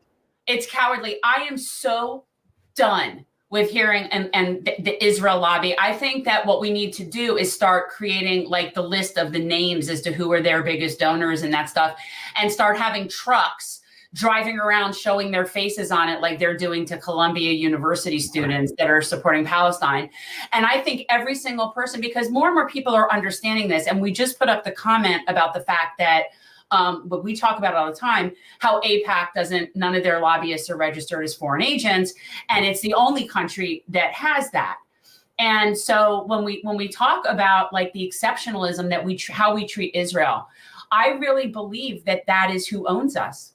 Because I was just recently seeing something that in any given country, the thing or party that you cannot criticize is who's in charge. Right. And in this country, somehow, I can criticize us, I could criticize Biden, I could criticize all of it, but I can't criticize Israel. So what that makes me believe is that's who's in charge. What am I missing? No, exactly. You basically have this is the reality of a plutocracy. right? And it's just not Israel; it's our entire political system and all the interests.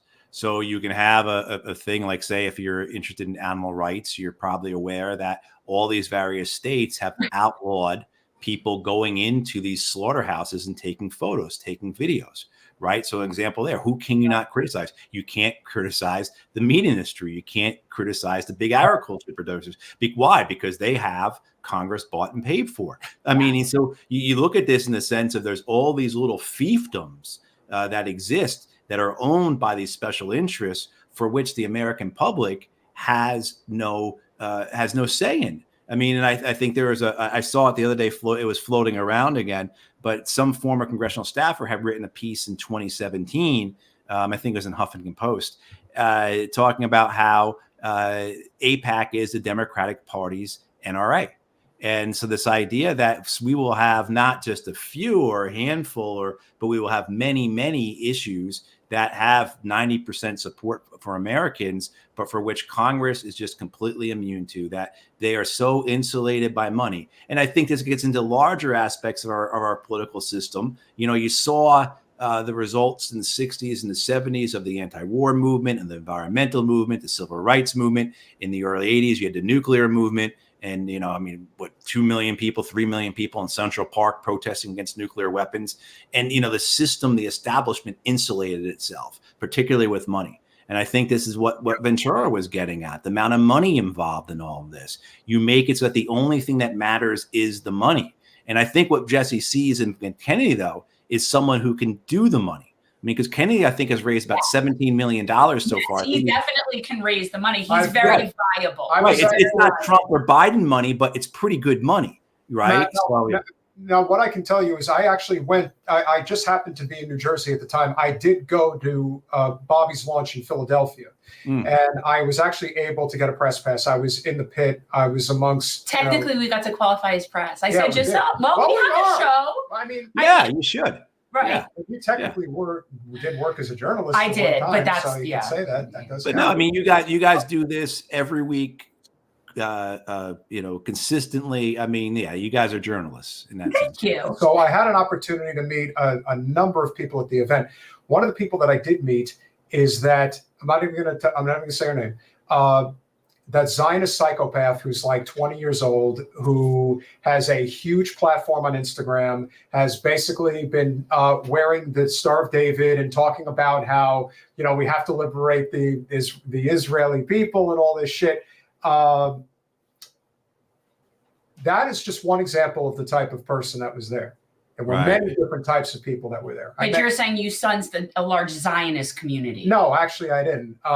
Evangeline Lilly, I met her. You know, she's, she was a very famous actress at one time, and then basically went down the more or less the anti-vax rabbit hole. And that's where she ended up. But then there were other people that were in the crowd. I ended up running into somebody that I knew, a friend of a friend that was from New Jersey that works in law enforcement. And he is definitely on the progressive side of politics. There were a number of conservatives that were there.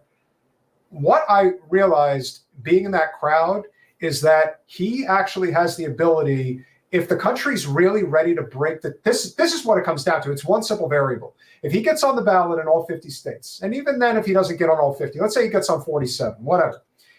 If there is enough juice where the country is simply ready to break away from the stranglehold that is the Democratic and Republican parties, especially with the two most unpopular incumbents in recent memory that are running for president right now. I mean, I really think that there is an opportunity here where, you know, a third of the country might finally decide that, yeah, it's time to try something different. Okay, this is just too funny. Is that a joke or is that for real? It's a joke. I would actually believe that would be for real. Knowing that I would try something like that. But I think but I really do think that that's the calculus. The calculus is that there is enough, and based on and there had to be at least, I'm not kidding, there had to be at least 4,000 people there at that launch. There was a lot of people there. And I think just by that observation, that there's a hunger for it. It doesn't have the Bernie juice, But the biggest mistake Bernie Sanders made, as I'm sure you would agree, is that when it was discovered that the DNC had in fact rigged the primary in 2016, he had all the leverage in the world to run a third-party campaign right then and there. And if he had done that, then I think tens of millions of people would have went with him. Yes. His decision not to do that was one of the greatest sins he ever committed as a politician. But to me, RFK is not Bernie Sanders, at least the 2016 Bernie Sanders.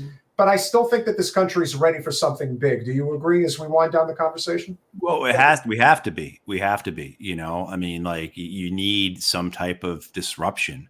I mean, because we see where this is going. We see where we've come from. We see where we're at now, and we can see where it's going, that the money is just going to control the system, and that we are going to have a country that is completely dominated by elites and the people, whether they be working class or middle class, you know, let alone people who are lower income, are going to be completely left out, already left out in so many ways, but you can get to a point where they are just completely left out. And so you need that type of disruption.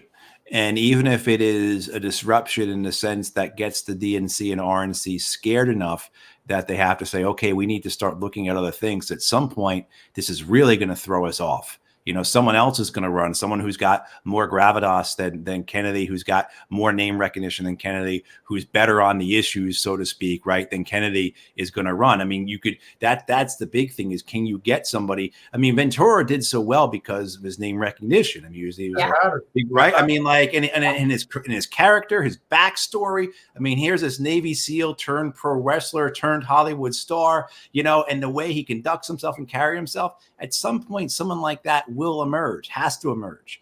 And then that will, you know, I mean, so will we be able to get concessions from the Republicans and Democrats, you know, whether it be at local, state, or federal level, for things like ranked choice voting, so that, you know, we're not overturning the system by any means. You know, this is not a revolution by any means, but at least we are doing something to claw back, or at least to give us some semblance of democracy, because what we have is really, you know, it's just dust in our hands in a lot of ways. Yeah. Yeah. No, we're a hot mess. We're a hot mess. Like I'm not usually somebody that gets all like concerned about like the Chicken Little, the sky is falling. But I gotta say, like, what's going on right now is close to that for me.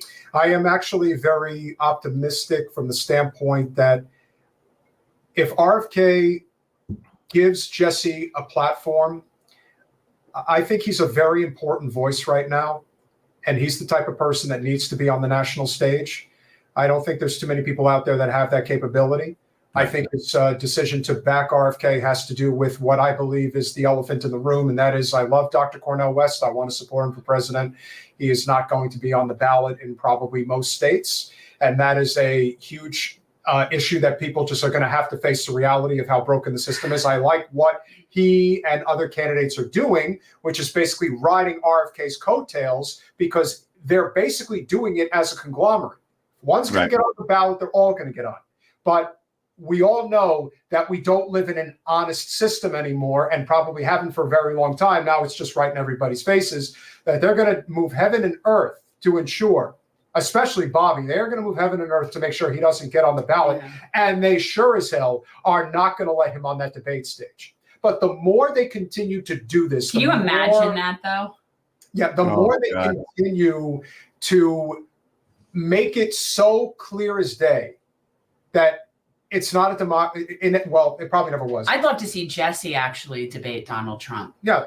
Well, I think that would be I would destroy him in 5 seconds. I actually think he would. I think it would be hilarious. And I think that Donald Trump would not be able to push him around and bully him like he does everybody else. I totally made that guy. I made it possible. I hosted 2, not 1, but 2 WrestleManias at Trump Plaza at the Jersey Shore. It was really great. Right? Don't you think, Matthew? Like, can you imagine him debating Trump? I mean, just that was the first time I heard Bobby Kennedy, you know, RFK Jr. speak. I don't know, 10 months ago, maybe or so. I heard he was running, and people were talking about him, and then someone said, "Hey, listen to this interview he did," and that was my thoughts. My God, if this man debates Biden, he'll, you know, I mean, so you're right. They're not going to allow Kennedy on the stage, but does that give Kennedy the opportunity to find another stage? And by that, do you start? And will they even have debates? I mean, there's possibility that we may not have a presidential debate because of the way the RNC and DNC are behaving. I could totally see them saying we're not going to do it at all. You know, because why would the DNC want to put? Why would the DNC? Yeah. I mean, so I would simply say this, and I would say this to anybody who has ever listened to a long form interview with Bobby. He's got a number of them out there that are very potent, and people can have an opinion one way or the other about minutia issues. Here's what I would say. If he ever got right on this issue in Gaza, he could win. Yes, I think so too. And that's that's the. Will he listen? Will he listen? Well, you know what? The fact that he's even bringing Jesse into his inner circle, I wonder if that to matters. me, that says a lot. It really does. I think Jesse's not. Jesse has. I haven't heard his take on Palestine yet. He has been very, very calculated in his political decision making, whether solo or with his. Usually, Tyrell comes on as well, and we have this sort of powwow, the four of us. He does not throw he hasn't thrown his hat into the ring for anybody. He still hasn't yet. It's not like he's accepted if he's. I understand that. But what I'm saying is the last time that I really heard him support a candidate for president was probably Ralph Nader. Yeah. Like you really have to go back almost a generation before he really ever said, I totally am supporting this person. So, but I think he'd be great. I would too. I agree. And look, the fact that you're doing what you're doing with the Eisenhower Media Network is so important. For those of you guys that are not currently following the Eisenhower Media Network, please make sure that you do, because we are here to support our veterans the way that they're supposed to be supported. Well, the ideal way is to stop sending people to war for profit. Let's do exactly that. Right. But what would John Bolton and Bill Kristol and Jennifer Rubin and David Frum? Did you read the article that David Frum just wrote? I mean, come on, man. What about Thomas Friedman? We're going to get to that. We're going to get to that when you go. That's too much to cover right now. But you are one of our absolute favorites. And again, I know it's cliche, but thank you. There's not enough thanks in the world, because if there's one thing I always say to anybody who ever put the uniform on, it's simply this. You had more courage than 99.9% of the people on this planet. And that is not an easy thing to say, because ultimately having bravery, even in the face of the shit that we throw at the world, that really means something. And it's even worse when the people that don't have an ounce of it in their blood are the ones telling you to go. Well, that's how it always works. Well, thank you very much. I appreciate that. And, what you all are doing, this is what gives me hope. The platforms like yours, your use of this technology, this is what gives me hope. And this is, I think, what scares the establishment, because they don't have control over this idea of decentralizing information. If you go back, we were talking earlier about the way the way the American media talks about Israel, how controlled that is. CNN having to send all their reports back to the Jerusalem bureau to get a thumbs up from the person who's sitting next to the Israeli censor before they put anything out to the American public. That type of control is, and that can, that's just not. That's why I've got this portrait of Julian Assange behind me. If people think that what Assange is going through is only going to pertain to national security, I got to tell you, you're not realizing what's happening here, in the sense that control of information isn't going to stop because of just that national security. It's going to include going to financial and economic information. It's going to go into healthcare information. I mean, like that type of purview of the government to control what we know is only going to get worse as they get more desperate and as they get more scared of the possibilities that come from things like you all are doing, united with this technology we have now. Well, we set ourselves back in the spring of 2021, and Jen made that decision. We did the Assange-a-thon. I did the Assange-a-thon. And we've been shadow banned ever since. Yeah, she definitely wanted to make sure that she got on the FBI's radar. We'll have to have you back after whatever happens at the end of this month with his final hearing, because that is coming up, and that is something that we all need to be aware of. Right. Extradition day is potentially February 20th. I'm sorry, February 20th. And for people who know about these kinds of things, like Kevin Stala, they'll say that likely is he loses that appeal. He's on a plane that night to the U.S. Eastern District Court of District. Eastern Virginia. Yeah. Make sure that you Yeah. make the call if you haven't already. Drop the case against Julian Assange. The Justice Department doesn't like hearing from us. In fact, Well, that was the Senate. That was Yeah. the Senate switchboard that was like annoyed that we were having people that kept calling. 202-353-1555. Yeah, we were. Tell them to drop the case. This is the kind of stuff that pleases me, is to aggravate. Well, it's my form of resistance. Yeah. Oh, don't use that word. That's a dirty word. I hate that word. That Well, word, I wouldn't even say that. It's your constitutional responsibility to petition your government. I would say that. Yes. You have an obligation to speak to your government. I mean, It's true. I just feel bad for the switchboard people, because in all reality, the messages are not getting to the people that really need to hear them, and somebody is just sitting there. That's the only reason. Like, I feel bad for Anthony Blinken's neighbors. I feel bad. Like, there's a lot of collateral damage, and unfortunately, they just happen to live next to such a douche that this is now going to be a problem for them. I'll say this to close it out. I am willing to bet a lot of what I have, most of what I have, almost all that I had, that entire neighborhood where Blinken lives is full of douchebags. I'm just going to go out there and say that. I'm betting that most neighbors are douchey in that neighborhood. In McLean, Virginia, I am willing to bet a lot that most of the neighbors are douchey. So yeah. I appreciate that you said douchey. It's so good to see you. Yeah, good seeing you guys. Thank you for what you're doing. Thanks, Matt. Thank you for what you do. We'll be in touch. Have a good night, guys. Bye. Bye. One of our favorites. I love him. And for people who don't know, I actually he and I met in person when I was driving home from North Carolina this past year. I actually went through the Raleigh area and got together with Matt, and he's one of my favorite people. The one thing that we talk about a lot with the left, and this is sort of the deal, as is brought up by new member of the show, we really appreciate you becoming a YouTube member, Red Cloud. Dr. West is somebody that we support, but we're also realistic about his ability to get on the ballot. And, it's not that I think that what he's doing is wrong. I think that there are people that get into this political racket and they put faith in individuals that they think are on their team or that are working on behalf of the mission, and they're really not. Well, but can I suggest something about, like, when I've said it before, like, so I support Dr. West. I support his campaign.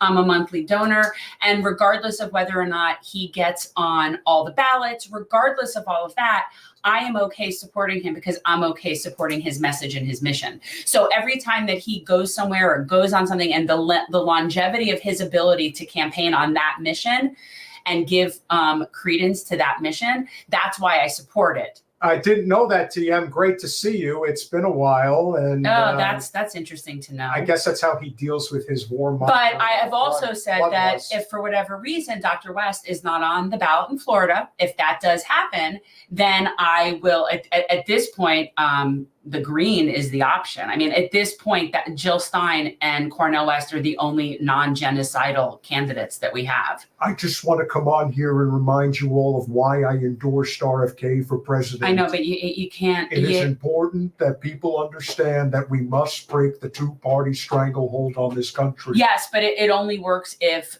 what's breaking the stranglehold doesn't also uphold the same problem of empire. So if what you're doing is you're breaking a stronghold to just keep that same stronghold on the same oppressed people, then I'm not feeling as jazzed about breaking up the duopoly. Well, it is certainly my responsibility to get him to see the light, which he clearly doesn't see at this moment. But I will fight really hard to change that position. Gret, who is asking about if he's back with the? No, you don't like my music. That's great. That's awesome. Great, he's not back with the Greens. But what I'm saying is that if Dr. West is not on the ballot in Florida, the Greens will be on my ballot. The Greens are always on our ballot. So at a minimum, that would be my second choice option if my candidate is not on my ballot. So that's just Jill Stein is my second pick, or whoever is the other non-genocidal candidate in the Green Party. Well, let's put it this way. I think that that's the right way of looking at it. I also think I that agree. we're getting to a point now, though, where, and this is something that we just need revolution. We're getting to that point where a political revolution, which is what Bernie spoke about, and I've been saying it since 2015. I said you're either going to get it peacefully with Bernie or you're going to get it violently with Trump. Either way, it's going to happen because there's too much exposure to the broken system now. You cannot look at Unusual Whales this afternoon saying that Nancy Pelosi's latest stock trade netted her $1 million. And what do you want to bet it's in? Something having to do with fossil fuels or war? Whatever it has to do with, it's illegal. But they No, it isn't, because they haven't said it's illegal. It's only illegal if they say it's illegal. And she's not willing to vote on it. Listen, we're just not going to do it. Down to women. You're all really terrible people, and if you don't vote for me, it's totally fake news. Do we not have a soul? Totally rigged. No, that's another. Because problem. I am like, my whole world right now is all about genocide. Can you imagine saying that if you do not equate anti-Zionism with anti-Semitism, I'm so angry. You don't have a soul? I almost started crying when Matt was talking. It was all I could do to not start crying when he was talking, because I find it just so unbelievably infuriating, and especially watching, and I don't know the woman's name from Code Pink. I've seen her before that was yelling at him. Young black economist. Bribery is legal in the U.S. That's how anything gets done. Well, you're right and you're wrong. Bribery is legal for the people who make the rules. They are above the law. Well, the rest of us, no, does not apply. I almost started crying. I'm sitting here watching, and I really mean that, anybody. If you are ever in a position where the women of Code Pink are yelling at you, you have gone and fucked up. The fact that royally. you got this old hippie lady Oh in my God. tears. Oh my God, I was almost crying. Let me tell you something. That's the equivalent of like a Proud Boy basically ready to pull out his AR-15 and kill a unicorn. Kill a unicorn. That is like, you can't even imagine that level of anger that you would have to put into somebody like that, because those are peaceful people. You can't even. I've seen Medea Benjamin stand completely peaceful and composed while people were yelling that she should go be raped. Like, I mean, if you get those women yelling at you, you should be embarrassed. But I think that about a lot of people in law enforcement. Like when I watched, the Atlanta police arresting the 92-year-old forest keeper, watcher elders of the native community there, and they were sitting there knitting in chairs in front of where they're building Cop City, and these police officers are arresting these old peacekeepers sitting there and knitting. And I thought, how in the world does anybody do that and not have a thought that something has gone terribly wrong in their life, that's what you went into this is to be arresting old women knitting? It's just so crazy to me. And this man is standing there, and yeah, he's legless. I get it. He's legless. And the shorts, I'm sorry, they look ridiculous. Well, they look ridiculous. If you think that this is bad, and it's bad, this is not even the worst. Oh, that was so bad to me. I want to get the mayor on. The mayor from Dearborn. I actually have this idea that he should run for governor of Michigan. I think he's fucking awesome. You don't love Gretchen Whitmer? No, I like the mayor of Dearborn. I can't remember his name. It's an Arabic name, and I can't remember it. But I would recognize his face if I saw his face. But the whole concept about smearing Dearborn or the Arabs or Muslim community in Michigan as some sort of an effort to win their vote, I don't think that's the approach. I'm just saying that I don't think shaming them when they're watching their people be genocided is necessarily going to woo them over. Just a suggestion. If you think that what the Mr. Steven Stelansky said was bad for the Wall Street Journal, calling Dearborn, Michigan, the jihad capital of America, Thomas Friedman sees your Dearborn, Michigan comment and raises you the stakes of saying that Palestinians are insects. Insects. That must be crushed. You know what? Yeah. And here's what's great. What these people are doing is they are providing fodder and content for when our government, our people, our leaders are also brought to The Hague, which those things are in the works.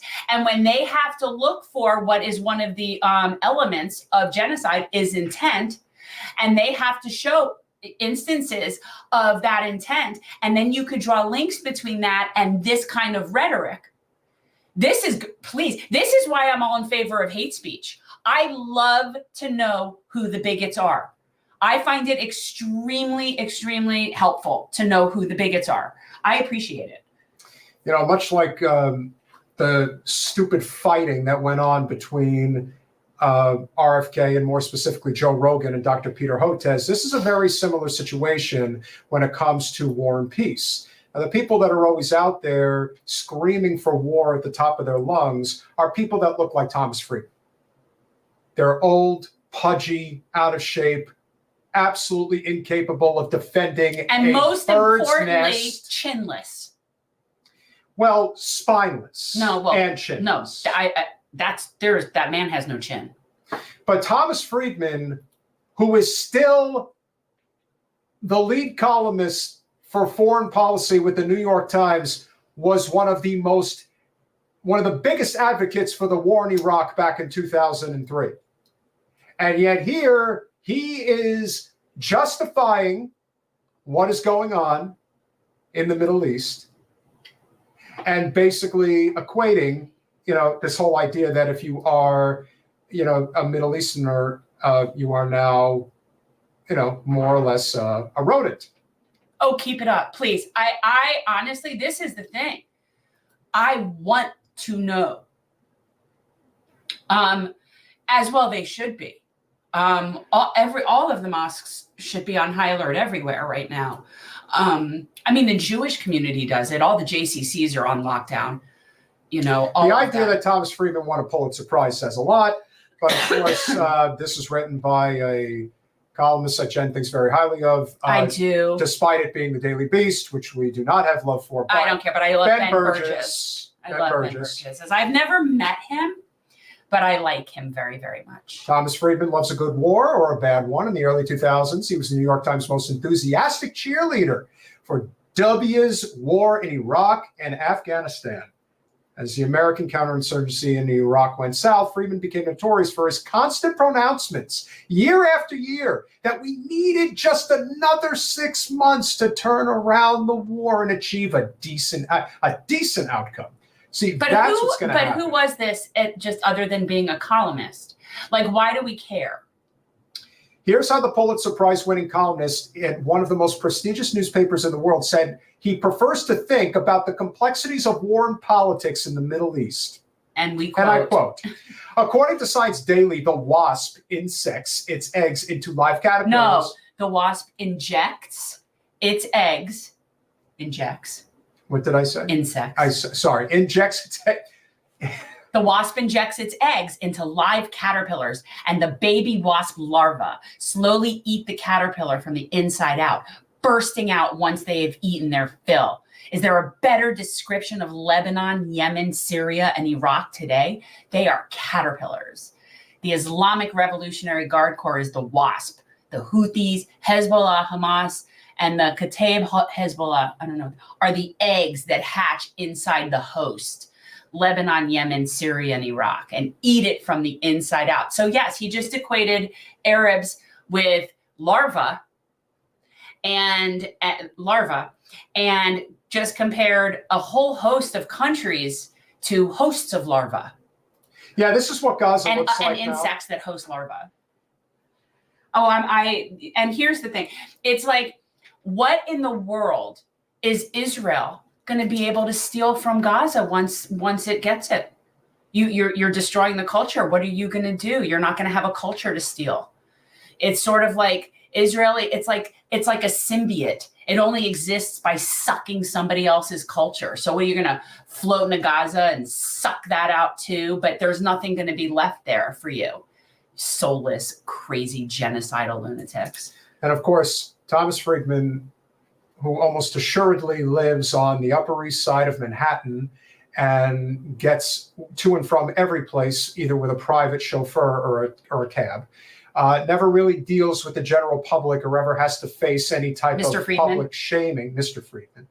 So as a result, he's able to get away with this bullshit, but the New York Times has never met a war that they didn't like. And so this is not surprising. But remember, what you have to do, and this was a very common tactic post 9/11, is you have to dehumanize the enemy as much as you can, which is what brings this entire podcast full circle. Brian Mast did the exact same thing. Got to dehumanize them. They are not worthy of life. We must get rid of them.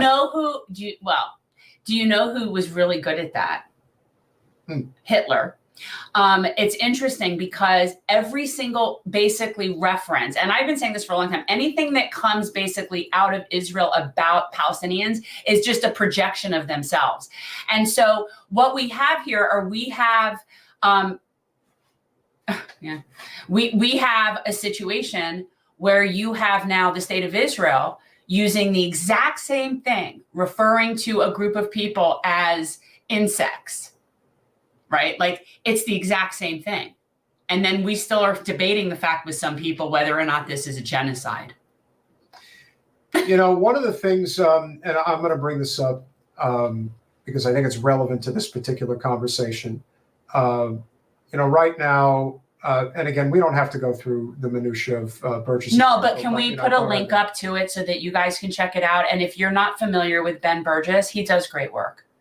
And also, I mean, I see him when the Left Reckoning guys have him on, but I think he also does his own, he has his own stuff. But he's great. Well, again, as he just points out here, these are the circumstances under which Freeman is reaching back to the kind of dehumanizing metaphors that used to be used by European colonialists who thought they were bringing civilization to savages. The Middle East is a jungle. The various kinds of scary foreign enemies to be found there are insects. Again, dehumanization. And as you can see here, these are Palestinian children who are undoubtedly starving and dealing with all different kinds of disease. So when we talk about a genocide, which again is what it is, you must recognize that not all genocide is the result of bombs being dropped. It's the result of what comes after. Oh, I think that it's already, and I've been saying this for a long time, they could stop all of the killing right now. And I think that the chain of events that has been set in place in terms of disease, the malnourishment, and we're not even discussing the psychological trauma and issues and orphans and what's going to be going on. Like the other big, there's another big issue here that isn't being talked about that I think has to be addressed. You know, we put out a number of videos recently being pretty critical of the president, and rightfully so. But you have a lot of people that are coming on to the comment section who claim to be on the political left, and they are saying, and I quote, "But it will absolutely be worse under Trump because I know it will be, you know, just take my word for it. In addition to that, you have to support Joe." Not even a concession.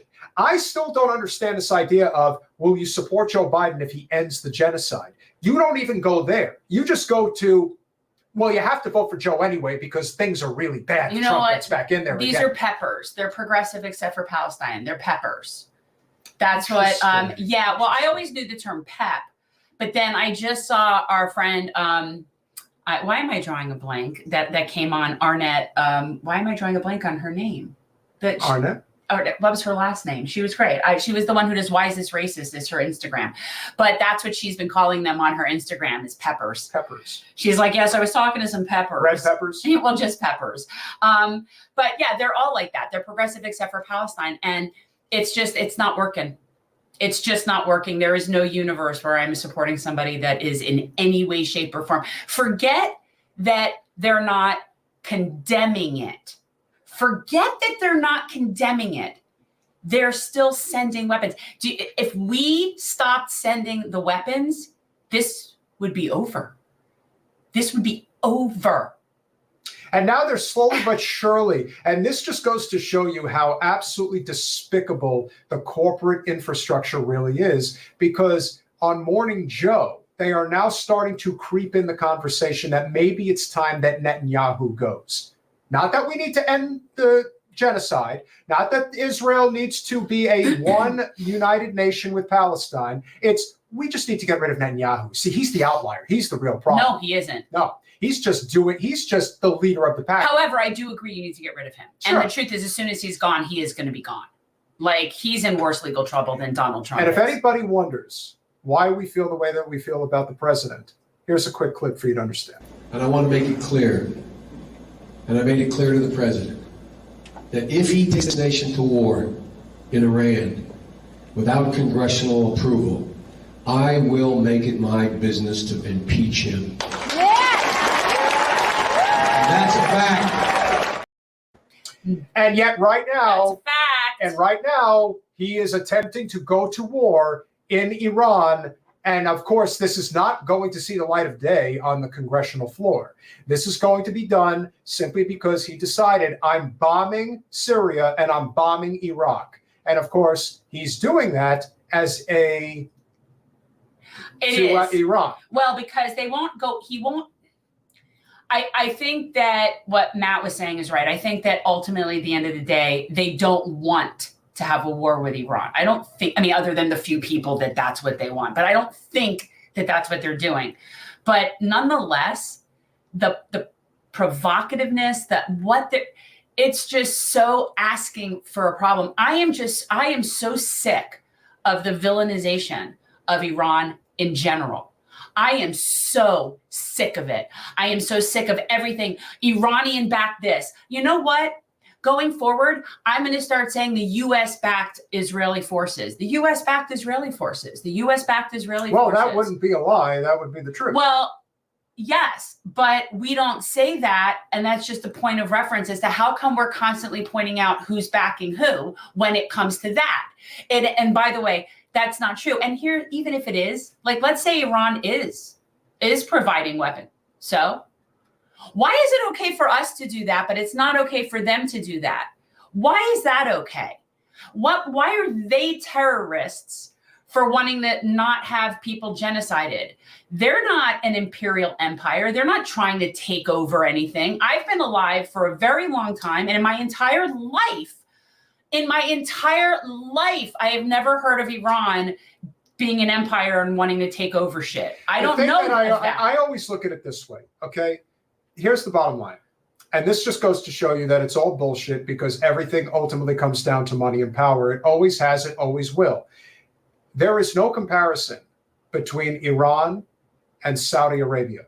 Saudi Arabia is an infinitely more radical, in the Stone Age type of nation compared to Iran. And we love them. We love them because we do business with them. Well, they're client. We do not do business with Iran, and that is where it begins, and that's where it ends. I really like the Iranians. I think they're Iranians. You don't remember that? Oh, am I saying Iranian? Yeah. I like them. It's like those are the Persians. All I know is that I am so tired of this image of it being those are the terrorists and Iran is backing the terrorists and they're the biggest state sponsor of terrorism, which is a flat out lie. It's never been true. Iran is absolutely 1,000% not the largest state sponsor of terrorism. I know that because I live in the largest state sponsor of terrorism. I live here. So I'm aware that it's us. So no, it's not Iran, not even close. And I'm just sick of them being the bad guys. I like the Iranians. And let me tell you something. Iranians that I have met are extremely fastidiously neat and tidy, which I, as somebody who likes that, very much appreciate. I'm just saying. For those of you who are still here, and we appreciate it, and the crowd has been big this evening, and we are grateful for everyone who's come on board. For as little as $5 a month, you could become a supporter of our small but mighty channel, which has been shadow banned due to our support of Julian Assange, among other things. I don't think that me yelling about AIPAC is helping. It's probably not helping at all. And yet, for some reason, we've seen a decent uptick in some numbers. Some people have showed up. And I love the fact that we're getting new members. And of course, for as little as $5 a month, you can become a supporter of our channel. Anybody who does. I hope you're right, Travers. I hope Saudi Arabia walks. Gets yourself that very cute Lulu sticker. And I want to say that, all the people that we have a handful of new patrons. I added the new one that we have that we need to do like whoever is the last on the $5 list, I think. And I want to say that Randall had reached out about, people have asked, is there a way to donate more money to us through Patreon? And so what I'm trying to set up is a store that's on Patreon, and I'll have things at different points. And it's just going to basically get you a nice thank you with my artwork, I guess, is what I'm going to do. But that way people can donate and it'll sort of be you're buying something because Tony DeMeo became a $5 contributor. But what I love is, and so many of you guys are so sweet. They abstain from even receiving anything by mail, which is sweet. That you can do too, Chris, and we appreciate it. Make sure if you want to be a YouTube member, like some of our wonderful guests in the chat. It's all good. It all helps. It really us, does guys. make a It does. difference. It all helps. Yes, that is a doggy sticker. It is Lulu. That is my dog. Her name is Lulu. She's our little mascot, and it's a very cute sticker. But remember, for those of you who do not want to put your information on the grid and would just prefer to make a one-time contribution just because you're feeling super generous. And so that's what he was saying, is he was having trouble doing Cash App, and some people I have issues with all sorts of things. Well, our super Cash App supporter TM is here, so remember you can go to Cash App $GenChange, and any amount that you can contribute obviously is tremendously appreciated. Oh, if Rania did it, I'll eventually see it. I go through all of her stuff daily, so if there's something out there, I'll eventually come across it. Yes. Yes. And this actually is not my dog. This is this dog was Wraith, and he is over the Rainbow Bridge. This is one of our supporters' dogs. This is Chip's dog, and and if anybody else for whatever reason sent me a picture of their friend that is no longer with us. And I don't talk about people this way, by the way. When it comes to people, it's like they're dead, move on, get over it. But for if you have, so cool. I'm telling you, it's like, we were watching this movie Wonder. I don't know if you guys ever saw this in the theater. It's Julia Roberts, and it's the true story about the kid who had the facial deformities and the whole thing. And I'm sitting there watching the show, and it's really a touching show. But then they killed the dog. I See, can't have that. and this is the thing, and I take issue with that because it was so unnecessary to that storyline. It really was completely unnecessary. It was like this total ancillary Well, that thing. also explains. Why did you kill the dog? And that is why I cannot watch that. Well, I think that explains why John Wick and Keanu Reeves are so popular, because the whole story, the whole premise of him basically going and killing everybody is that they killed his dog. Yes. And my answer to that is, I'd probably do the same thing. Well, it's like, so I'll watch this movie, and it's a sad movie about this thing, whatever, and there could be people dying. It could be Double K, we love you. Big shout out to Double K. Danny Wyndham, thank you, Pete, for telling the truth about taxes. And you can't kill the dog. I don't like it. If the dog, if I know in any movie that something bad happens to a dog, Danny, I'm not seeing it, because even if it's a great movie, it'll just cause me so much anxiety. Danny, I just want to thank you for the $10. I danced really good for you. Thank you. And of course, RC Quake fan, $2, really appreciate it. And the 2-month anniversary of Donald James, we really appreciate you being here. And like I said, any and all contributions are tremendously appreciated. On Thursday, 9:00, same time, our normal time, we will be speaking with the gentleman who's running for office at our friend recommended, the one you wanted me to reach out to. Zach Shrewsbury. Yes, Jack Shrewsbury. Zach running for Shrewsbury. the U.S. Senate in West Virginia. He will be coming on. He is running for Joe Manchin's seat. Yes. And he is a candidate that has been endorsed by Catching Fire, which is an organization that I'm on the board of. So he's been, if he's one of our candidates, he's been very thoroughly vetted. So, Josh, you got to make sure to click that bell. I don't know. It doesn't even freaking matter. Doesn't? No. Do you know the amount of people that say that they click the bell and they still don't get notified? Do you know the amount of that? I feel like I see that all the time. Now, personally, I'm not a bell clicker. I don't want to be notified. I like to watch when I'm in the mood to watch. Generally speaking, our normal time is 9 p.m. Now, when we are accommodating, generally speaking, like a Ryan Grimm, usually the afternoon makes more sense. Then 1 p.m. is the other time that we will go. And some of our more early bird type of... Seinfeld's too good for the early bird. And also, it's something good that's... Although the guy that I just sent you, the thing that I want to talk to, who I thought was in the UK, he's not. He's actually in Boston, but... which makes it easier. Yes, like talking to somebody who's somewhere else.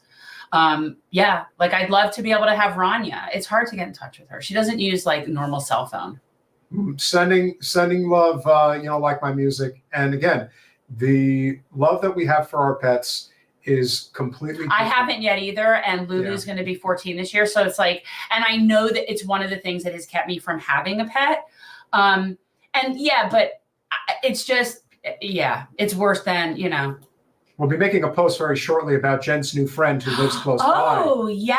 Yes, I have a new friend. His name is Phineas. He is a burrowing owl. And I went across, what we do down here is we get these, in South Florida, we have burrowing owls that actually live in holes in the ground, which is really cool. Most owls obviously are tree dwellers, but burrowing owls live in the ground. And what's really cool is a lot of our municipalities are very, very respectful of that, which I appreciate. And they build these little perimeter bars around their holes so that people know that it's there, so like to keep them. And the owls will just sit up and people will be all around them and they're sitting in their little perimeter. It's almost like Les Nessman because it isn't a real fence and you could step over it. It's just a bar so that you don't step on their holes. And I made a friend and his name is Phineas. And he is just adorable. And I see him he's always standing outside of his hole at the same time every day, rain or shine. RC Quig with the most important comment, which is, for those of you who want to argue that while the ideas in the GOP are not our ideas, there is no question that the more democratic of the two major parties is the Republican Party. Oh, yeah. In terms of their process. The Democratic Party has superdelegates, but that's not enough. They have to literally rig the entire primary process, even when they don't have to. They just want you to know how absolutely far gone they actually are. Because if you think that you're going to infiltrate their party, they had to, listen, 2016 was the best shot at it. Bernie blinked, and that was it. And that's unfortunate that it was that way. Now, that doesn't mean that there aren't individuals that you can pick off. I swear to God, that's what my son said when I said I named him Phineas. And he turned to me and he's like, well, where's Fur? I swear that's exactly what Graham said to me in the car when he said that. I'm like, I can't tell you why his name is Phineas, but he just, well, you know what? We'll have to have a way to put up the picture of him. And if you guys see him, you'll know. He's very, very serious. Josh, that's not how superdelegates work. What superdelegates basically are is, let's say that, let's use a comparison of life. Oh, they're using them whenever they want to. Let's use a comparison of, use an old school reference. We'll reference The Legend of Zelda. So let's say you're Link and you're trying to make your way to the final castle to get to Zelda and free her from Ganon. And, you know, you think you're going to make it to the castle. Well, guess what happens when you get to the castle doors? This big wall goes up that you cannot ascend. And that is what the superdelegates are. Right. The superdelegates, first of all, well, he's right in that this current primary, they don't need superdelegates. There's no point. So you're right. There's no need to use them. That's the point. They only need to pull them out when they need to use them. And that happens at the time of the convention. That doesn't even happen until way later anyway. Way later. But in this particular case, right, they've already coronated Joe Biden. So you're right. There's no point. There's no need for superdelegates. They're not being challenged by anybody. But the superdelegates are in play in case somebody actually were, how dare they, how somebody were to mount a challenge. And that would be whether or not it is a sitting president or just whoever the preferred establishment Democrat is in an open primary, you know, in an open seat. So, you know, that's just how that is the point. The GOP fears their voters. Democrats spit in their voters' faces. It's true. It's true. And that is more democratic. I hate to say it. I mean, their policies are wrong. But that also just has more to do with the fact that at the end of the day, they just simply bend the knee. It's like I said, if you guys just go and look at all of the comments, particularly on our video critiquing AOC about the fact that she is offering no leverage whatsoever for her support. She's just all in for Biden. Everybody is basically coming on, well, you know, you have to support Biden over Trump. And all I'm thinking is you will never get out of the quagmire. You will never figure out a way. If genocide's not enough, then I don't want to hear it. I can't. And the way that they're doubling down in how they're like, Michigan is now deplorables because they know that they've lost that vote. It's over. There is no coming back from this for that. They've lost Michigan. If they lose Michigan, it's over. They're gonna lose. They're gonna end up losing more than likely Georgia and probably one more state. Georgia's gonna be. That's ugly. gonna be the wrap, and that's it. Georgia is gonna be a rude awakening. That's the wrap. But I just don't see how they're going to come back from this. By the way, they think that between now and November that people are going to kind of forget about it. No one's forgetting about it. And the amount of voters that Joe, if somebody can look it up, the amount of voters that Joe won Michigan by is substantially less than the amount of Muslim voters in the state of Michigan. And they are all extremely unified and organized right now on this. So, and I don't see that ever change. So literally he barely won it and there's already more people that have said they're not voting for him. No, so, Brian, we're not talking about you. We appreciate your commentary, Brian. You're one of the most common commenters on our threads. And it's okay if you vote for Joe. We don't have a problem with that. The problem is that there are people that come on that say you have to vote for Joe because Trump is worse, and you don't have to get concessions. You just have to do it anyway. It doesn't matter if the genocide stops. You still have to support Joe, even though he's directly involved with the genocide. The worst part isn't so much voters. It's people like AOC in positions where they have some leverage to negotiate, to basically use their platform for leverage and just fall in line without any sort of thing. Like, how scared are these people of having to go back to being regular people? How horrible and scary. No, just seriously. How horrible and scary was your life that it was so bad that you're willing to screw over everyone else to keep your job? Like, I don't understand it. It's infuriating to me. Lindsey Graham has no problem doing that. Well, okay, but he's a total piece of shit. But I'm talking to people that are supposedly Peppers. I'm talking to the Peppers. It's like, this is the... Maybe, just maybe, the video clip of Brian Mast will bring it full circle for a lot of people, because that's how bad it gets. That is truly how bad it gets. And there are people who simply just feel that way. Remember, having that type of power, especially in the wrong hands, it's very intoxicating. Look who our Congresswoman is. Look how she wields power. It's scary. And I don't see an end in sight, and I think a lot of people feel the same way, which is why it is a difficult time to be in the moment that we're in right now, which is why for those of you who are upset at Jesse Ventura and his decision to back RFK, this was something that I kind of saw coming when he came on our show a few months ago. Yeah. It's not entirely surprising. But again, I think it's a political calculus, because in Jesse's eyes, this is almost like, I hate saying it, but it's almost like a soldier who's going on a suicide mission. He knows that he's not coming back. So his goal is basically to make sure that he creates the most amount of change on that mission. And the truth is take all the policy off the table. Okay, like, I get it. Like, I don't support the genocide, and I get it. Let's take all the policy off the table, because this is where I think Jesse is coming from. Okay, the idea is to, one, crush a duopoly. Okay? That's the number one priority. That's the number one priority in the electoral process, and that in terms of strategy. And that is where Jesse is coming from more so than anything. His thought is, you crush the duopoly first, and then you can deal with the policy. And he isn't wrong. And so in terms of any strategy in electoral politics, I get it. I don't think his supporting RFK is Jesse supporting that policy. I don't think it's an endorsement of everything RFK stands for. No. I think, and I normally wouldn't necessarily make that assumption, but I've been following Jesse Ventura long enough and spoken with him and know that this isn't about the policy. It's about finally any sort of real movement in changing the electoral process and the priority of that. And for that, I respect him. So I do not think that him supporting RFK is an endorsement of all of the policies. And I don't know that, but that is... I think that there's argument to be made on that point, Jay, but I also think that just being around the typical RFK voter, and we have a lot of RFK supporters that follow our channel. And what I can tell you is that they are overwhelmingly anti-war. They very much fall into that libertarian left demographic, diametric, if you will. It really speaks in greater detail that the way they're looking at it is, I don't know if RFK will change things the way that we need them to be changed. But if he's able to be successful in a way that Ross Perot wasn't, he will change things.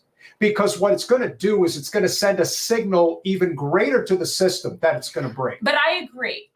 Like, and I said that before, like a third party that is just part of the problem is part of the problem. I agree that is part of it. Again, I'm not saying exactly, like, I'm not in Jesse Ventura's head. The difference, Brian, is that Jesse Ventura is supporting somebody who's outside of the two-party system. And for That's him, that is real. Again, that's what I do believe is his strategies. He recognizes that with the name recognition, it could get somewhere. Whereas judging, I feel like every time I talk, you're pulling up a comment and you do that. But yet if I pull up comments, you get annoyed when I do that. No, go ahead. Because once you distract me, it's like I lose it. Go ahead. No, I don't. Yeah, he is. Exactly. And that's what I'm saying. And he's always stood for that. He's always consistently, his main message has been anti-party. That's one of he's written books about this. Like that is his key thing. So it absolutely makes sense that he's going to support the candidate that has the best chance of shaking that up. That makes sense to me way more so than him aligning it with policy, especially because Jesse is always identified as independent in so many ways. So he's not ever one of those people, and most independents aren't, that are all or nothing. They don't work that way. That's a Democrat problem. That's a left problem. The people that are independent are reasonable, and they recognize that we got to work with people we like. Sometimes we get our way, sometimes we don't, and we need to just go with the best. They get that, and that is they're practical, and that's a much bigger problem on the Democratic side than on the Republican side. There is a significant portion of the Republican voting base that is willing to walk. And it's not just about Donald Trump, although Trump represents a significant portion of that movement to begin with, because he has come from outside of the infrastructure that is Capitol Hill.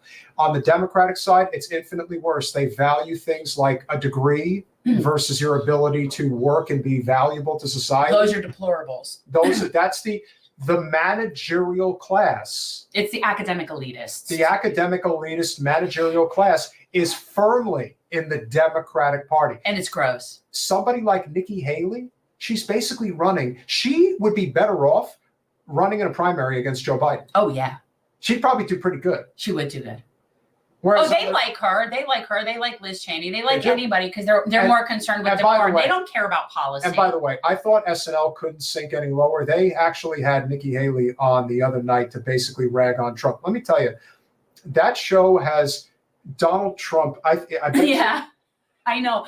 Well, and again, and I say it over and over again, guys, there is no universe where I'm voting for Joe Biden. That ship sailed. That ship sailed. There's no coming back for this for me. And in fact, anybody that they stick in that position, like if it isn't him that makes it to that, I don't care. They are irreparably done from the support of this, from not speaking out about this, for just everybody who is just laid down and gone with it. No. I support Dr. West. Again, that is my candidate, is Dr. West.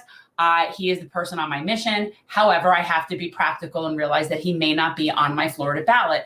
And if, in fact, that's the case, I needed a backup plan. I promise that I will do everything in my power to strongly look into removing my face from Mr. Shmuley's ass. No, and you know what? And I think that ship sailed for me too, honestly. So for me, my backup is, and again, Jill Stein is running for the Green Party nomination. She isn't the official Green Party candidate yet, but let's assume that she is for shits and giggles.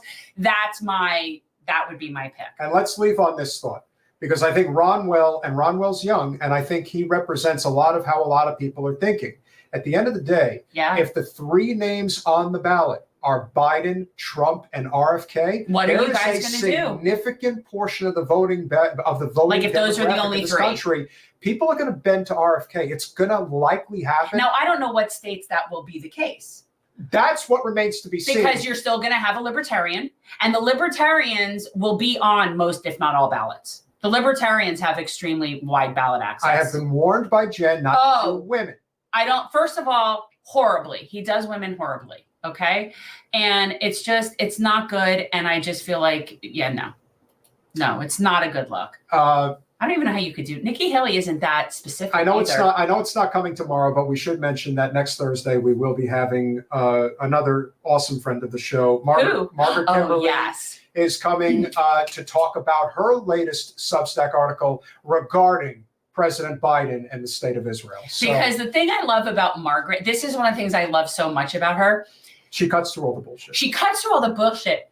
Nobody keeps a tally on the shit that people have done in their careers better than Margaret. Like, she will go back to Joe from when he was like a fetus. And she is so historically accurate and is so good at tying it to like what's going on right now. And I love her. I do. I love Margaret. So with that said, we appreciate you all. Again, so we got a lot of names now. Chris Garrett, Teresa, Jay Boggs, Randall Giovanetti, You Don't Like My Music, Brian St. Pierre, Travers, of course, Jimmy Zimzam, Donald James, We T.M. didn't Martin, see Tony Clifton tonight, but I'm thinking of you. Self-Care Maven, Sandra Looney, checking in late, but happy to have you here. Ronwell Nogales, happy to have you here. Thank you guys for being consistent and showing up for us. I appreciate it. Yes, it does matter. And the truth is, this is never like, this is not, I mean, I shouldn't say never because who knows, but this is not like my career. Like this is not something that I can see like doing necessarily for a lifetime. But when I see people coming on, it really makes me, I feel like I'm doing the right thing. It makes me feel like somewhat validated in what I do. And I don't get that in person. It's very, very infrequent. So I do appreciate that community here. Feeling like, got some people got your back. Yes. And it's comfortable. Like it's nice. Young Black economist, Henrika Jawa, Josh the Junkie. Although being a junkie isn't such a good thing. You might want to think. Yes, but it depends on what kind of junkie. Sugar junkie. By the way, I had another incident last night. RC Quake fan. So I had another incident with the almonds in bed last night. Almonds, chocolate covered almonds.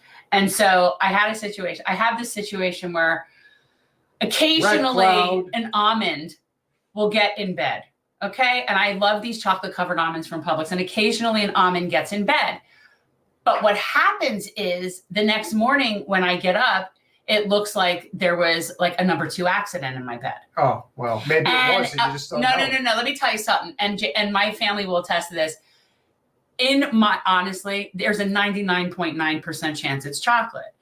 But this time it was pretty egregious, so that I actually had to change and wash sheets a day after sheet change day. Like a day after sheet change day, I had to change sheets because the chocolate situation was bad. And so I have a certain, I'm just saying I have a certain sympathy. I know it's ridiculous. It does. It looks like my bed literally looked like a shitstorm. And at the end of the day, we have a great chat. Not everybody agrees on everything, but I think we recognize that the importance of having these conversations really go a long way to changing the dynamic of just how divided our country is. We may be a small but mighty channel. We try our best to present things. You will attest that I do have a chocolate almond situation. You do have a problem with that. You have a problem with that. Like I'm going to go in and go get to the almond. Yeah, I'm going to go and get a little nice snack for myself too. I could honestly live on chocolate covered. If you guys know, Publix has the best chocolate covered almonds. Yeah. So make sure you smash that like button. Make sure you are subscribed. Make sure you click that bell. Thank you, Make Donald. sure you chip in a few bucks here and there if you can. Become a YouTube member. Become a patron. Local artists. Go to Cash App. Do whatever you can to help grow our channel. We're doing the best that you can. I'm glad. That's my point, Josh, is to give people information that they're not otherwise getting and go down some of these little things in more depth and in detail than even if you were getting accurate news, the chances of you getting certain things in real detail with experts. And I'm always researching and learning, and I'm always forwarding him names. If I read this, let's talk to this person, and things that I think are important and interesting. And and then any excuse to talk to cute boys like Matthew Hoh. Randall, that's just a myth. I don't agree. Smash that like button, share, subscribe, do all those things we ask you to do. We love you all. We'll see you Thursday.